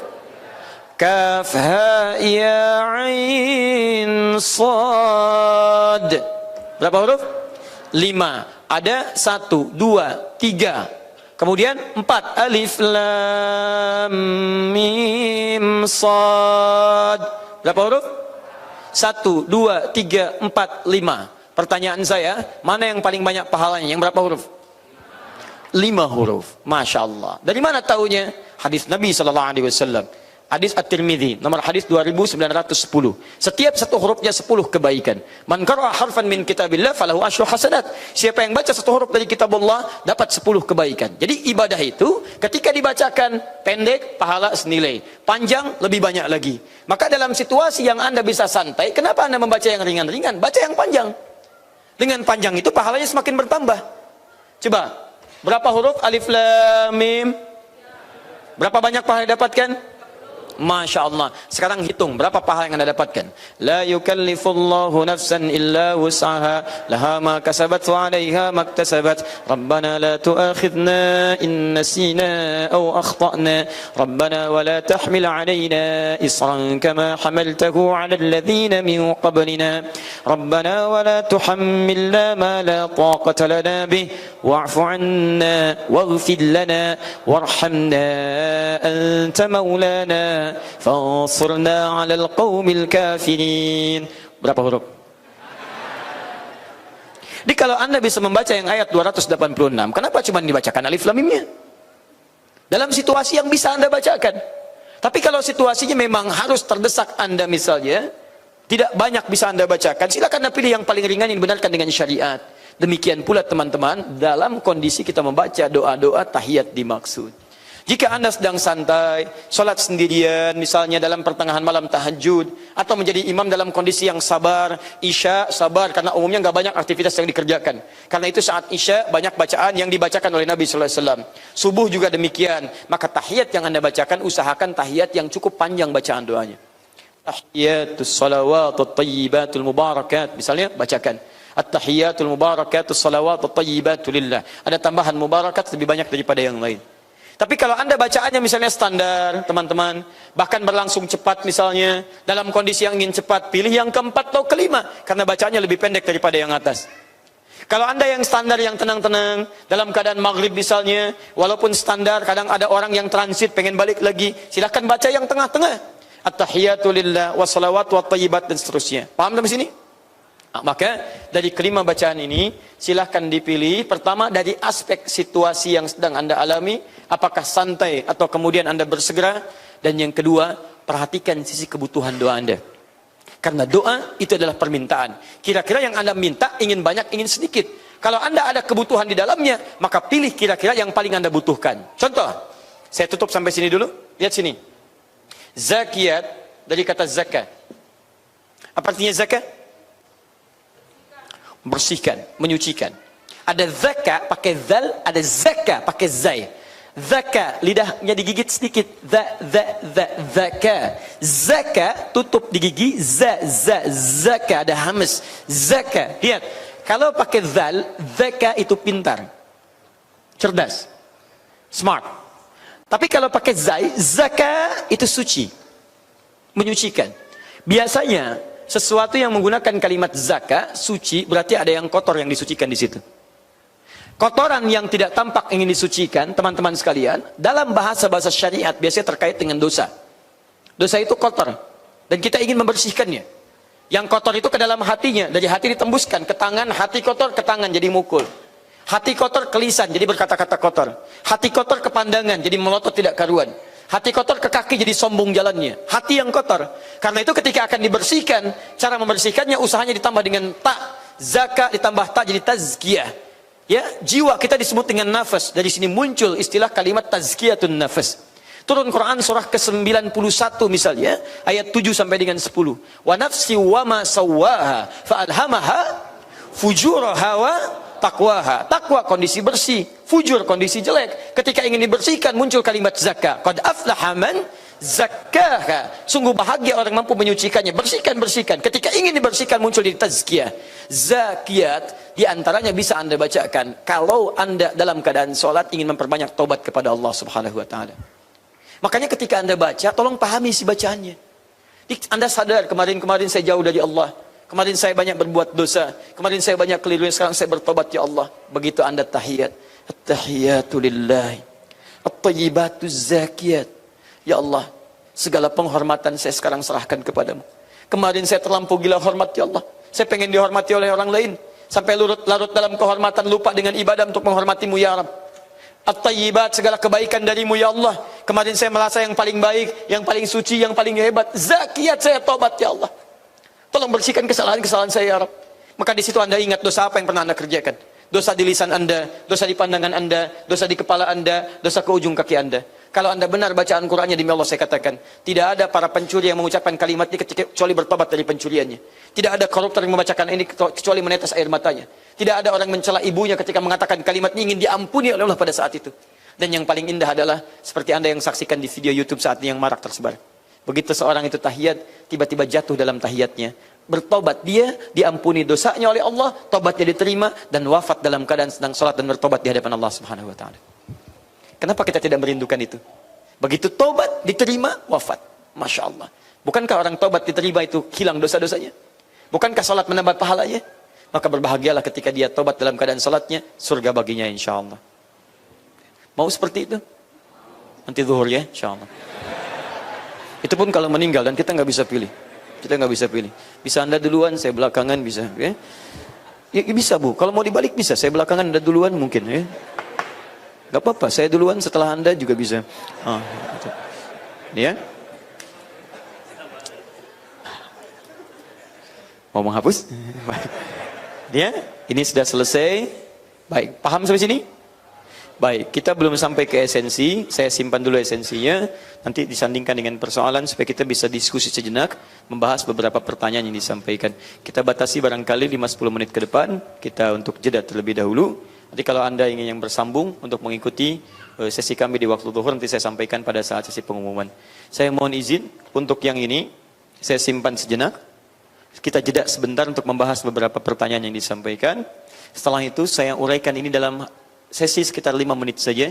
Setelah itu kita sampaikan pengumuman dan kita akhiri jumpa kita pada kesempatan pagi ini. Sepakat sampai sini? Alhamdulillah. Baik, saya coba jawab dulu ya. Saya cek sebentar. Bismillahirrahmanirrahim. Tahiyat ada berapa jenis? 2. Satu apa? Iftirash. Dilakukan kapan? Rakaat yang kedua, tahiyat yang pertama. Baik, yang kedua apa namanya? Tawarruk. Dikerjakan kapan?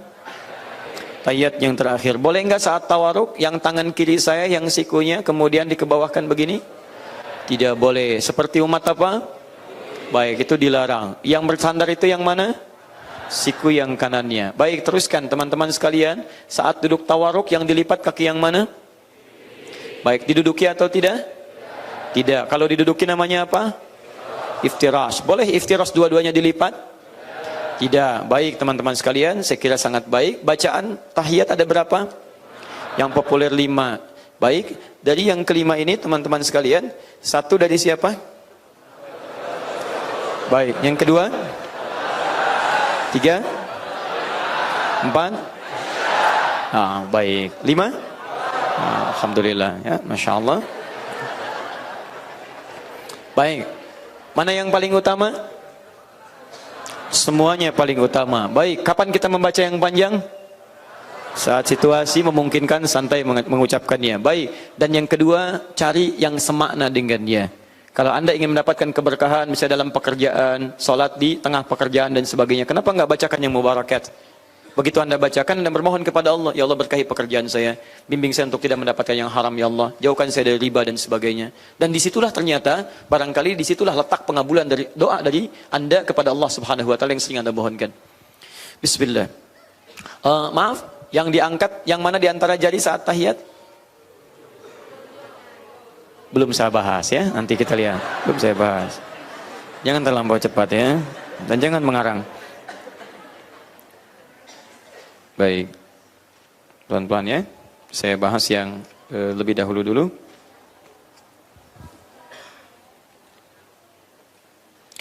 Bismillah. Assalamualaikum warahmatullahi wabarakatuh. Waalaikumsalam warahmatullahi wabarakatuh.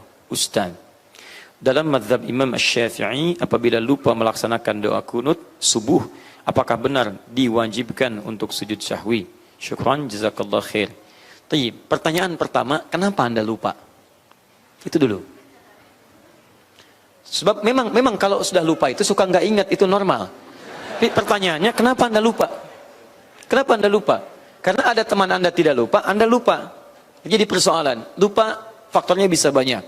Lupa ketika saat sholat banyak pikiran dan belum diselesaikan. Lupa berlindung kepada Allah sebelum sholat. Karena Nabi pernah mengajarkan pada kita, sahabat mempraktikkan, ulama menyampaikan, jika Anda punya persoalan sebelum sholat, berlindung kepada Allah. Ista'iz billahi minasyaitonir rajim. Minta perlindungan, mohon kepada Allah. Yang kedua, pahami bacaan-bacaan sholat. Dengan pemahaman itu, Anda bisa mengingat dan bisa mengetahui sedang apa yang sedang Anda lakukan dalam sholat Anda. Takbir, pahami isinya. Lisan mengucapkan, kemudian fikiran, kemudian memahami itu semua. Dalam kondisi demikian, lupa. Kemungkinan Anda sholat sendirian. Karena dalam sholat berjamaah, itu bisa saling mengingatkan. Imam yang lupa, diingatkan oleh makmum. Makmum yang lupa, teringat dengan yang lainnya. Di mustahil, ada orang sholat berjamaah, lupa semuanya. Mustahil. Mustahil, pasti akan saling mengingatkan. Jelas ya? Dalam kondisi ini saya sarankan perbanyak salat berjamaah dan seterusnya. Kalau kemudian kondisi lupa, imam lupa, dalam keadaan dia sudah sujud, kemudian dia tidak kunut dalam mazhab Imam Syafi'i, maka bukan diwajibkan, disunnahkan dia. Disunnahkan kemudian untuk melakukan sujud. Ya, sujudnya apa? Sujud sahwi, sujud dalam keadaan lupa mengerjakan salah satu bagian dari solatnya. Itu sunnah menggunakan atau menunaikan sujud sahwinya. Ada sebagian berpendapat untuk menguatkannya. Ada yang mengatakan wajib diganti. Ya, wajib diganti itu pada rukun. Kalau kunut itu bukan rukun, kunut itu bacaan tambahan, sunnah. Maka hukumnya sunnah diganti. Jadi ketika Anda misalnya lupa, hukumnya sunnah, kemudian ganti dengan sujud sahwi di akhir rakaat. Di begitu selesai, kemudian sebelum salam Anda sujud sahwi. Itu dalam mazhab Imam Asy-Syafi'i. Tapi kalau Anda misalnya sedang berjamaah dengan yang lain, misal suasana terbuka, bukan dalam kondisi di lingkungan mazhab Imam Asy-Syafi'i. Misal ada beberapa tempat yang memang dipraktikkan mazhab, enggak usah jauh-jauh. Saya ke Malaysia misalnya. Saat saya ke Malaysia, di Malaysia berlaku mazhab Asy-Syafi'i. Teman-teman lihat baik-baik ya. Perhatikan baik-baik. Kaidah dalam bermuamalah, berinteraksi sosial. kalau Anda datang ke satu lingkungan, mazhabnya berbeda dengan mazhab yang kita praktekkan, maka tugas Anda kalau mengajar, pelajari dulu mazhab yang dimaksudkan. Jangan mengajar dengan mazhab Anda, jadi ribut nantinya. Saya ke Malaysia, mazhabnya Syafi'i, maka saya pelajari mazhab Syafi'i. Dan saya ajarkan mazhab Syafi'i. Adapun yang lain sebagai perbandingan. Misal saya katakan, Bapak, Ibu sekalian, Makcik, Pakcik, saat kita salat subuh ada kunut di situ. Pendapat Imam Syafi'i kunutnya begini, bacaannya begini. Tapi kalau Pakcik, Makcik main ke Indonesia, misalnya berkunjung, Anda dapati satu daerah tidak menggunakan kunut, itu tandanya bukan dia tidak salatnya sempurna. Tapi ada nanti pendapat lain. Bisa pendapat di mazhab Maliki yang kunutnya sebelum ruku. Ada yang pendapat mazhab Hanafi yang dia tidak kunut, dalilnya ini. Jadi kalau Pakcik main ke Indonesia ada yang tidak kunut, maka jangan disalahkan. Boleh jadi dia gunakan misalnya mazhab Hanafi, dalilnya begini. Jelas ya? Jadi kita membuka wacana pada orang lain supaya dia paham wawasan, tapi jangan Anda paksa di mazhab tertentu untuk mengikuti mazhab Anda. Oh, kenapa kalian kunut? Kunut itu bidah. Oh, Masya Allah.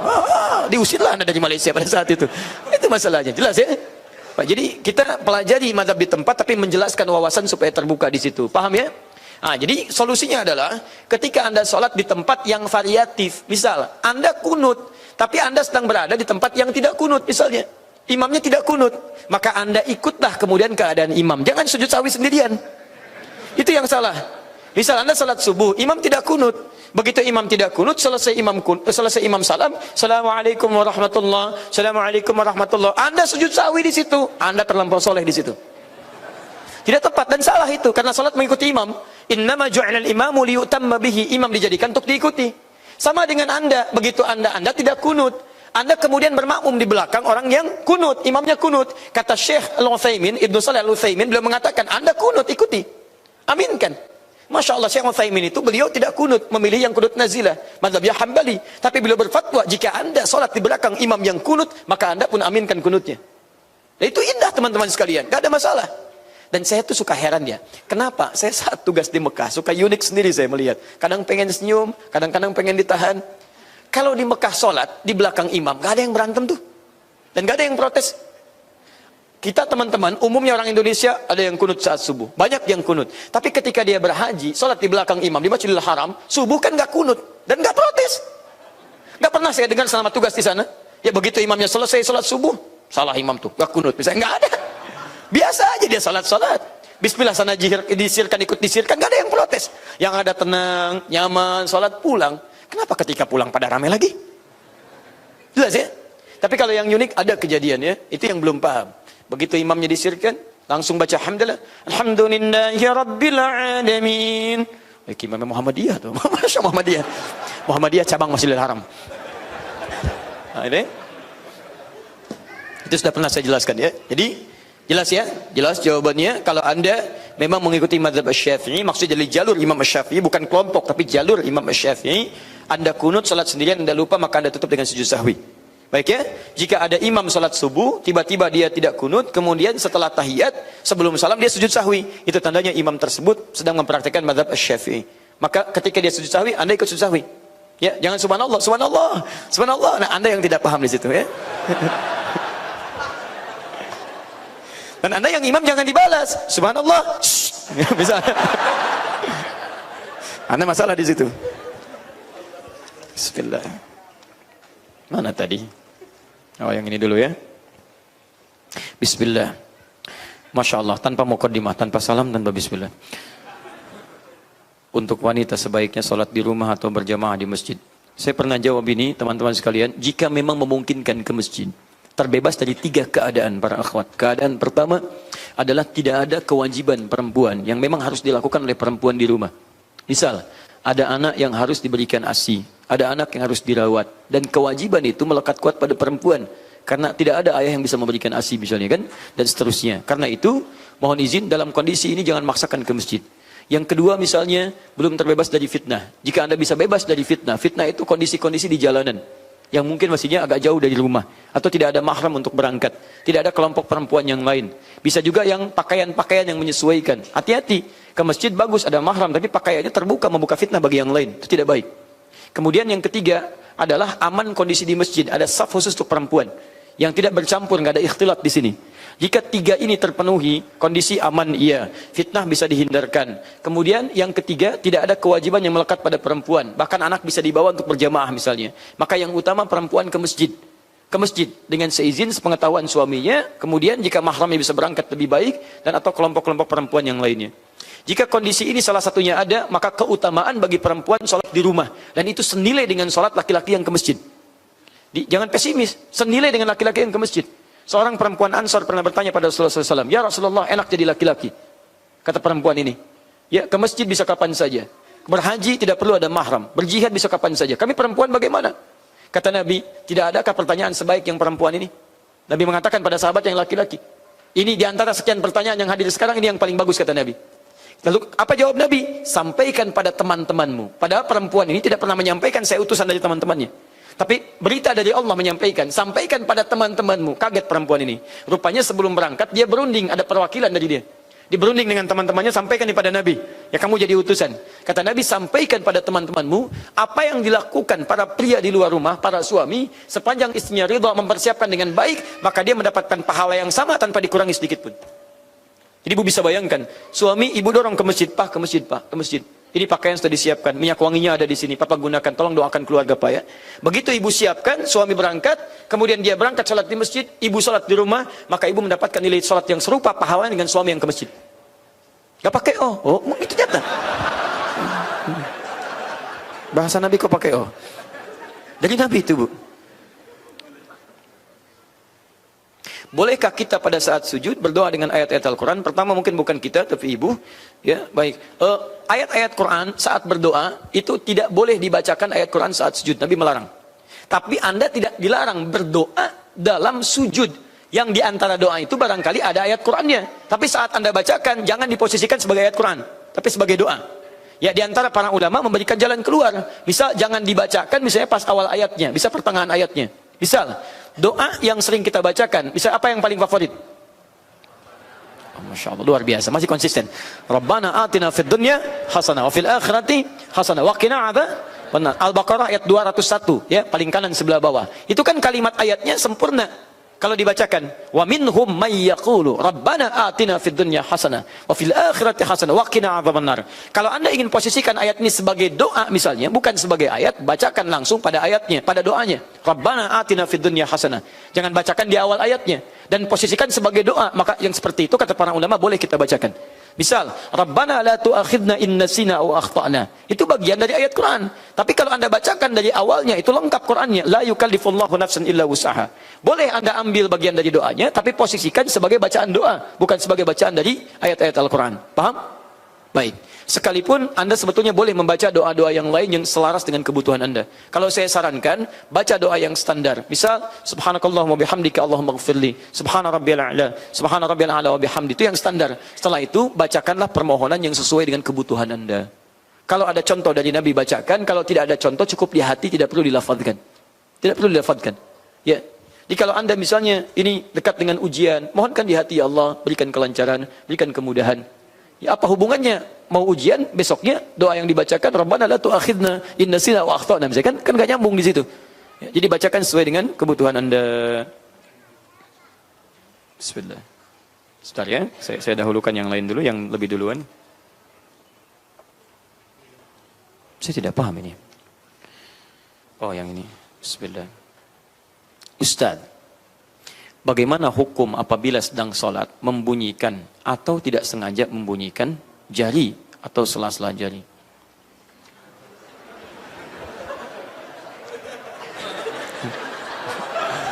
Allahu Akbar. Nah, itu jelas sengaja. Kemungkinan yang terjadi adalah saatnya intiman, bangkit dari sujud ketika akan bangun seperti yang kemarin kan, begitu begini krak bunyi kan. Baik, kalau tidak sengaja tidak ada masalah. Sesuatu yang tidak sengaja tidak direncanakan, tidak ada masalah dan tidak berdosa, nggak ada dosa di situ. Ya, tapi kalau Anda sengaja berbuat seperti itu, kalau melanggar ketentuan rukun bisa batal sholat Anda. Kalau memengaruhi kehusyuan, bermaksiat dalam sholatnya, berkurang pahala Anda. Baik ya, jadi kalau dalam kondisi demikian tidak perlu melakukan perbuatan-perbuatan yang tidak dituntunkan. Hindarkan seperti itu. Ya, jelas ya? Baik. Assalamualaikum Ustaz. Saya punya ayah Sama. Baik. Umur 64 tahun. Kondisi saat ini ayah saya lupa dengan rakaat, sudah lupa dengan rakaat, salat dan bacaan salatnya. Sudah beberapa pekan terakhir, saya ganti kalimat minggu pakai pekannya, dan beliau sering menangis sendiri. Hal yang sudah dilakukan adalah mengingatkan ayah untuk salat berjamaah ke masjid. Namun adakah hal yang bisa dilakukan untuk mengingat hafalan bacaan salat ayah saya yang sering lupa dan terbalik dan dalam bacaan pada setiap gerakan salat? Syukran Ustaz. Allah yafiq insyaallah. Teman-teman, pertama saya bersyukur pada Allah Subhanahu wa taala pada Anda yang bertanya, karena Anda diberi kesempatan oleh Allah untuk membalas bakti pada orang tua yang tidak setiap orang punya kesempatannya. Orang tua merawat Anda saat kecil. Jangankan lupa, dari mulai Anda nggak bisa. Silakan cek. Dari mulai Anda nggak bisa sholat diajarkan. Anda nggak bisa baca Quran diajarkan. Bukan lupa, diajarkan dari awal yang nggak bisa. Kemudian diajarkan cara berdiri, diajarkan cara berjalan, diajarkan cara bicara. Semua diajarkan pada Anda. Saat tiba masanya Anda dalam kematangan, dalam kekuatan, maka Allah memberi kesempatan pada Anda yang tidak setiap orang mendapatinya. Demi Allah saya katakan. Termasuk saya. Usia 13 tahun, 2 pekan di pesantren, sesuai ajalnya saya dipanggil Allah Subhanahu wa taala, meninggal. Ada ibu. Alhamdulillah ibu sampai sekarang masih ada. Dan alhamdulillah Allah beri kesempatan untuk berbuat baik, berbakti dan sebagainya. Tapi tahukah Anda, ketika kita punya kekuatan dengan izin Allah untuk memberikan yang terbaik, maka orangnya sudah tidak ada. Saya 2010 menangis luar biasa. Alhamdulillah, satu syukur Allah anugerahkan kesempatan untuk bisa berhaji dan ibu hadir pada saat itu. Tapi tahukah Anda, saat dalam situasi sa'i pada saat itu, juga dengan tawafnya. Sa'i bukan hanya sekedar gambaran, misalnya dari sofa ke marwah, kita beribadah, tidak. Tapi sa'i ada refleksi bagaimana membalas bakti kepada kedua orang tuanya. Bukankah di situ Sayyidah Hajar mencari air untuk anaknya Ismail? Yang dapat air anaknya, yang berusaha adalah ibunya. Maka pada saat itu saya gandeng dengan tangan kanan saya. Bagaimana kemudian bermohon kepada Allah untuk memberikan kesempatan bakti maksimal pada ibu saya. Ya Allah sayangi ibu saya ya Allah. Ya Allah berikan yang terbaik pada ibu saya. Ya Allah beri kesempatan saya untuk membahagiakan ibu saya. Ya Allah mohon ganti air matanya dengan kebahagiaan yang bisa engkau turunkan kepada saya untuk membalasnya. Ya Allah ganti segala keringatnya dengan yang terbaik yang bisa saya berikan untuknya. Tapi tahukah Anda, tangan kiri saya tidak bisa berbuat apapun. Karena sudah tidak ada yang bisa digandeng lagi. Saya hanya bisa berdoa, bagaimana ayah bisa diberikan yang terbaik di alam kuburnya. Diberikan ketenangannya, diberikan keterangannya. Ya Allah jadikan ya Allah. Dulu ayah saya memangku saya. Dulu saya tidur ketika beliau mengajar. Sekarang bergantian saya mengajar dan beliau tertidur. Maka mohon ya Allah, seperti beliau memberikan ketenangan pada saya saat beliau mengajar, maka berikan ketenangan kepada beliau saat saya mengajar. Ya Allah anugerahkan setiap hurufnya untuk ayah saya ya Allah. Terangi alam kuburnya. Cuma itu yang bisa dilakukan. Anda sekarang punya kesempatan lebih daripada saya. Seorang ustadz tidak mendapatinya. Anda bukan ustadz mendapati itu. Jadi kalau Allah sudah berikan kepada Anda untuk membalas baktinya, Anda tidak sia-sia, dan Anda sia-siakan itu, Anda butuh berapa ayah lagi untuk bisa berbakti. Maka yang pertama saya mohon kepada Anda, jangan sia-siakan peluang ini, maka dampingi beliau. Seperti beliau mendampingi Anda sejak kecil. Ya, kalau beliau lupa Anda ingatkan. Kalau beliau sendirian Anda dampingi. Kalau Anda laki-laki temani ke masjid, jangan menuntut ayah Anda ke masjid, Anda diamkan. Anda temani beliau, banggakan kepada orang lain. Nih Allah berikan kesempatan kepada saya. Pangku dia. Seperti Uwais menggendong ibunya, kemudian dia gendong, kemudian ke Mekah, dia tawaf dan sebagainya. Apa faedahnya Anda kalau cuma diam di rumah? Apa nggak bisa dampingi dia? Anda mungkin diberikan mobilnya bukan untuk Anda saja. Allah berikan mobil kepada Anda supaya bisa bawa ayah Anda. Allah berikan motor kepada Anda supaya bisa bonceng bapak Anda. Mungkin itu faedahnya Allah berikan motor kepada Anda, bukan untuk Anda banggakan. Itulah sebabnya kemudian Allah berikan Anda tangan yang kuat, punggung yang kuat, mungkin untuk menggendong ayah Anda. Bukan cuma Anda banggakan sebagai atlet dan sebagainya, bukan. Lihat dengan iman. Kadang-kadang ada peristiwa yang harus kita gunakan iman untuk melihat di situ. Di poinnya sederhana, ini tidak perlu pakai banyak dalil. Yang pertama, Anda dampingi ayah Anda, saat lupa Anda ingatkan, saat lemah Anda bantu dengan kekuatan yang Allah titipkan kepada Anda, dan hukum orang seperti itu dihukumi sesuai dengan kadar kemampuan dia. Jadi begitu dia lupa, Anda ingatkan. Allah kemudian berikan hisab sesuai dengan ikhtiar dan kesanggupan apa yang bisa ia kerjakan. Jelas ya? Baik, saya kira itu poinnya. Kalau beliau sedang sholat sendirian dan Anda tidak ada di tempat misalnya, maka dihukumi sebagaimana keadaan beliau. Kalau beliau misalnya dalam keadaan sudah pikun, sudah lupa sama sekali, Quran surah ke-22 ayat yang kelima, ya, dan tidak ada yang membenarkan pada saat itu, maka sholatnya dihitung sesuai dengan kemampuannya pada saat itu. Ya Allah Ta'ala alam bisawab. Assalamualaikum Pak Ustadz. Tanya ya Pak Ustadz. Silakan, saya jawab ya. Jika kaki kanan saya, jari kaki tidak bisa ditekuk berdiri, karena kondisi tertentu, bagaimana hukumnya dan apakah ada solusinya? Tayyib, ini kondisi darurat. Kaidah dalam fikih ad-daruratu tubihul mahdhurat. Setiap yang darurat membolehkan yang terlarang. Jangankan yang begini, yang ekstrim bisa terjadi. Misal, yang ekstrim, sangat ekstrim sekali. Ada pergi jalan-jalan, misalnya ke Shenzhen di Cina. Tahu Shenzhen? Lampu merah, sonon dikit tuh. Baik. Misal, sudah terus ke pojoknya lagi, tidak menemukan makanan-makanan yang halal. Ayam nggak ada misalnya, kambing nggak ditemukan dan sebagainya. Taib, yang ada cuma babi. Cuma babi misalnya, hewan itu. Sedangkan kalau nggak makan, Anda bisa meninggal. Siapa namanya? Tommy bisa meninggal. Keadaan sendirian. Tidak ada yang lainnya. Yang ada cuma babi. Maka dalam kondisi itu berlaku hukum darurat. Babi haram hukumnya. Tapi nggak ada makanan yang halal. Maka bolehkah pada saat itu makan babi? Tidak. Babi besar begitu bagaimana? Ya. Tidak boleh makan babi besar begitu. Yang boleh daging babi. Ya, diambil dulu, potong. Kemudian dimasak dulu. Setelah dimasak pada saat itu, makan sekadarnya yang menghilangkan lapar. Bukan dinikmati. Ingat, bukan dinikmati, yang menghilangkan lapar. Kalau dinikmati Anda salah. Enak juga ya. Anda makan sekedarnya. Begitu hilang lapar, sudah misalnya Anda mencari sambil berikhtiar. Jadi makan berikhtiar, cari ayam. Nah sekarang itu yang ekstrim sekali. Ekstrim, yang haram tiba-tiba berubah. Maka bagaimana dengan yang seperti ini? Jari saya nggak bisa ditekuk. Kan posisi sunnah duduk seperti itu. Kondisinya darurat, tidak bisa ditekuk. Ditekuk malah sakit. Bisa berpenyakit dan sebagainya. Maka kondisi darurat membolehkan yang dilarang. Duduk seperti yang memudahkan Anda untuk bisa duduk. Bahkan ada yang sama sekali sakit, duduknya nggak bisa dilipat, kakinya selonjor ke depan. Pernah melihat ada orang sholat kakinya ke depan? Nah itu jangan dimarahi. Nggak sopan. Tidak. Dia memang nggak bisa melipat, makanya kakinya ke depan. Jelas ya? Nah, makanya pada yang begini, ambil saf yang khusus. Itu juga harus mengerti, ambil saf yang khusus supaya tidak mengganggu yang lain yang belum paham. Misal ambil yang pojok. Kalau di tempat-tempat seperti di negara-negara yang lain, ya itu Masya Allah. Kadang dikasih kursi itu dikasih posisi. Dia bagian belakang atau pojok kanan. Hampir nggak ada kursi yang di tengah. Kecuali yang pribadi. Kanan, kiri, atau belakang, atau saf yang khusus. Supaya bisa sejajar dengan teman-teman yang keadaan yang serupa. Jelas ya? Nah, jadi kondisi ini kondisi darurat, silahkan duduk dengan senyamannya seperti nyaman untuk dilakukan. Kalau sudah kembali sehat dan bisa ditekuk, maka kembali kepada hukum asal. Sama dengan tadi, Anda sudah keluar dari Shenzhen Tommy, kemudian babi sudah hilang misalnya dari situ, Anda menemukan ayam. Sekarang babi tidak boleh dimakan lagi. Hukumnya berubah kepada makan ayam, ya, yang sudah disembeli, kemudian sudah dimasak dan dalam keadaan yang baik. Jelas sampai sini? Baik. Assalamualaikum. Waalaikumsalam warahmatullahi wabarakatuh. Ustaz, titik 4, jadi saya diam dulu.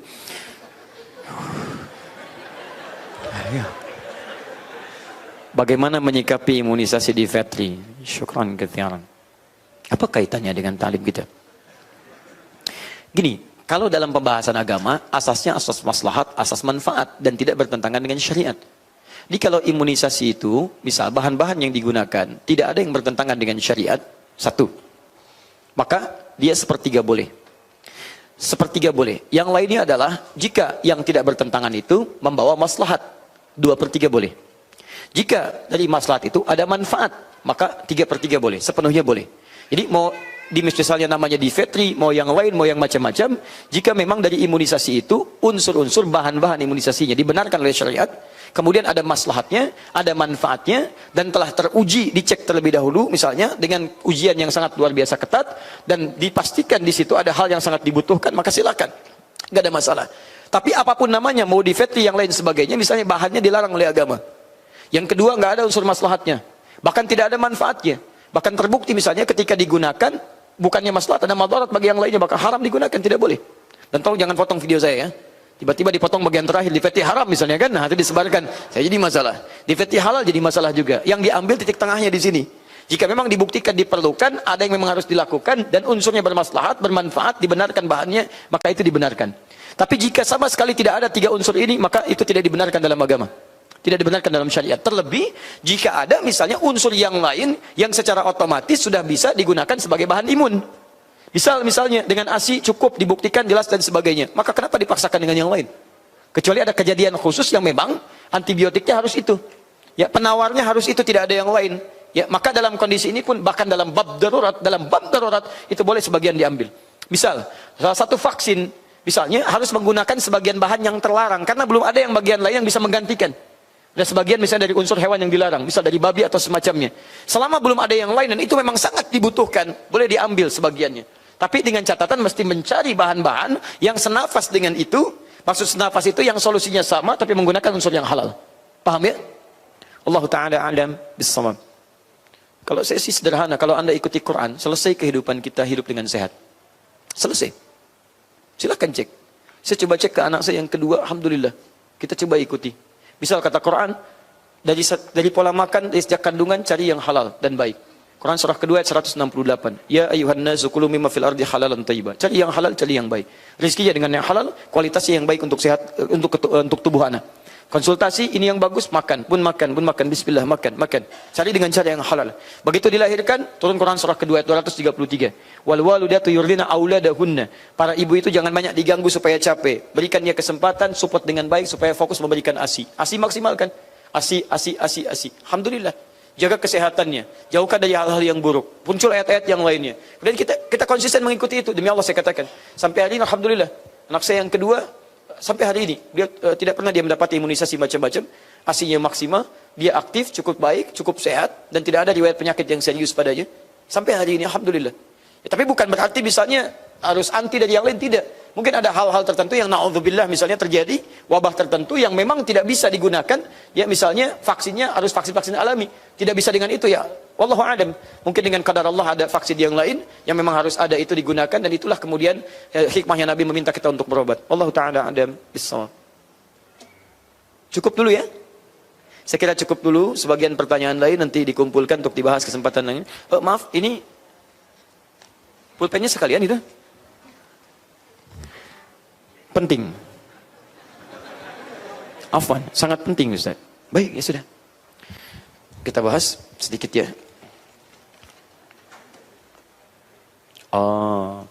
Waalaikumsalam warahmatullahi wabarakatuh. Semoga Ustaz selalu diberi kemudahan dalam berdakwah. Semoga Anda diberi kemudahan dalam mengikuti ta'lim. Saya meminjam pulpen jamaah ikhwan pada kajian 2 Desember 2017 lalu. Dengan izin Allah, saya bisa hadir lagi di kajian hari ini dan ingin mengembalikannya. Tolong kesediaan Ustaz mengumumkan karena saya takut ini menjadi hutang. Penting. Sangat penting. Semoga jamaah tersebut hadir. Jika tidak, apa yang seharusnya saya lakukan? Baik, ini amanah. Teman-teman, ikhwan. Ada yang pernah minjam pulpen kepada antum. Ini warnanya. Kemudian ada 3 jenis warna, biru, hijau, dan merah. Ya. Kemudian ininya orange, bentuknya begini. Beliau menitipkan pada saya untuk diumumkan dan telah saya sampaikan. Bagi ikhwan yang dimaksudkan dengan ciri-ciri dimaksud dan pulpen yang telah disampaikan, harap bisa menghubungi Pak Surya lah ya di depan supaya nanti saya titipkan ke Pak Surya untuk diambil. Baik. Apa yang harus saya lakukan dari tadi? Sudah, Anda sudah melakukan, menyampaikan kepada Ustadz, mengumumkan dan dititipkan di sini. Silahkan disampaikan dan semoga Allah memberikan petunjuk pada pemilik pulpen untuk mengambilnya. Baik ya. Tugas Anda tadi sudah selesai dan Anda memohon kepada Allah supaya Allah memberikan petunjuk kepada yang bersangkutan. Terakhir teman-teman, ini ada esensi. Tapi kalau kita bahas sekarang, kita punya keterbatasan untuk mencerna sesuatu terlampau banyak. Khawatirnya nanti ini dibahas, yang lain hilang. Jadi saya akan simpan dulu materi yang ini untuk dibahas dalam pertemuan berikutnya. Esensi tahiyat plus dengan persoalan-persoalan seputar tahiyat. Kita hanya akan bahas pada satu soal saja.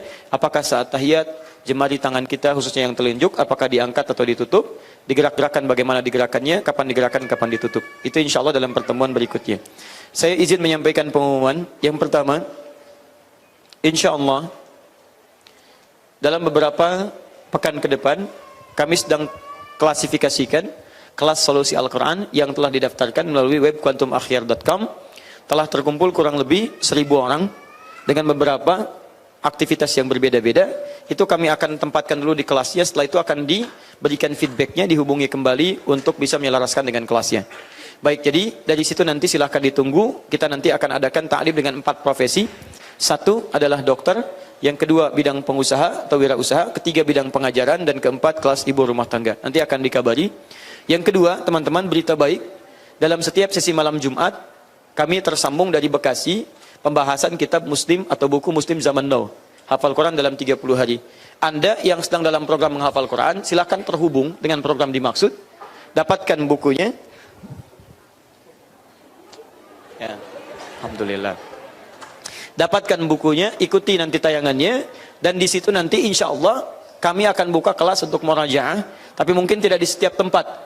Nanti akan di-relay di beberapa tempat kami kunjungi. Kalau yang bisa ke Bekasi, kami sampaikan nanti waktu khusus. Kalau ada ingin yang mengecek hafalan, saya sendiri nanti langsung akan bisa memberikan bimbingannya. Nanti kami berikan waktunya. Ya. Kemudian yang ketiga, insya Allah bulan April depan, tanggal 19 sampai 22 akan ada Islamic Book Fair di Senayan. Insya Allah dari kami akan ada satu stand dari kami. Ya, insya Allah nanti disampaikan standnya nomor berapa, sedang diproses. Di situ nanti buku-buku yang pernah kami tuliskan akan disampaikan di situ. Ada yang diberikan secara gratis, tapi juga mungkin ada yang diinfakkan. Tapi yang paling menarik nanti akan ada pembahasan bagi kita untuk membahas buku dimaksud. Salah satu momennya ada di 20 April, itu nanti insya Allah juga tayang di salah satu stasiun TV untuk bisa membahas yang kita bahas di Islamic Book Fair. Kemudian yang terakhir, yang ketiga, teman-teman sekalian, kita ada program khusus yang biasanya tiap tahun kita adakan, yang umrah kita berangkat, tapi tahun ini umrahnya kita akan ada plus, yaitu umrah para penghafal Quran. Nah, yang diisi dengan jejak Nabi di sana, dan akan kita bahas. Umrah ini hanya diselenggarakan sekali di tahun ini, waktunya 24 Desember sampai dengan 1 Januari. Pada waktu itu dibuka pendaftaran sekarang hanya sampai bulan Juni saja. Nanti bulan Juli sampai dengan awal Desember akan dibimbing menghafal Quran sampai 30 juz. Berapapun Quran yang didapatkan, jadi umrahnya nanti plus menghafal Quran di sini, 6 bulan dibimbing, sampai di sana akan disetorkan di Mekah dan di Madinah. Ya, mohon maaf, nanti akan agak terbatas yang kita kemudian terima, tapi nanti yang setiap yang daftar, bulan Juni pendaftaran ditutup, bulan Juli akan dibimbing menghafal Quran, langsung oleh kami dan tim, supaya bisa menghafal sesuai dengan targetnya, ada yang 30 juz, atau juga target-target lainnya, nanti disetorkan saat ada di Mekah dan di Masjid Nabi, yaitu di Masjid An-Nabawi. Ya, jadi saya kira itu yang bisa saya sampaikan. Mudah-mudahan ada manfaat yang didapatkan. Dan kalau ada yang ingin bergabung, silahkan zuhur nanti jam 1. Kami ada di Masjid Raya Bintaro membahas tentang akhlak pemimpin pada zaman Rasulullah sallallahu alaihi wasallam. Jazakumullah khair. Subhanakallahumma wa bihamdika asyhadu an la ilaha illa anta astaghfiruka wa atubu ilaik. Wa akhiru da'wana alhamdulillahi rabbil alamin. Wal 'afu minkum. Maaf, sebelum saya tutup dengan salam, terakhir sekali, ada buku kami baru dicetak, namanya Pengantin As-Sunnah, tapi ini kami hanya berikan sebagai hadiah, bukan untuk diperjualbelikan, karena sudah ada yang beli di situ. Insya Allah nanti dibagikan saat sesi Al-Quran Sunnah Solution hari Kamis di Bekasi, 1.500 eksemplar insya Allah. Ya. Assalamualaikum warahmatullahi wabarakatuh.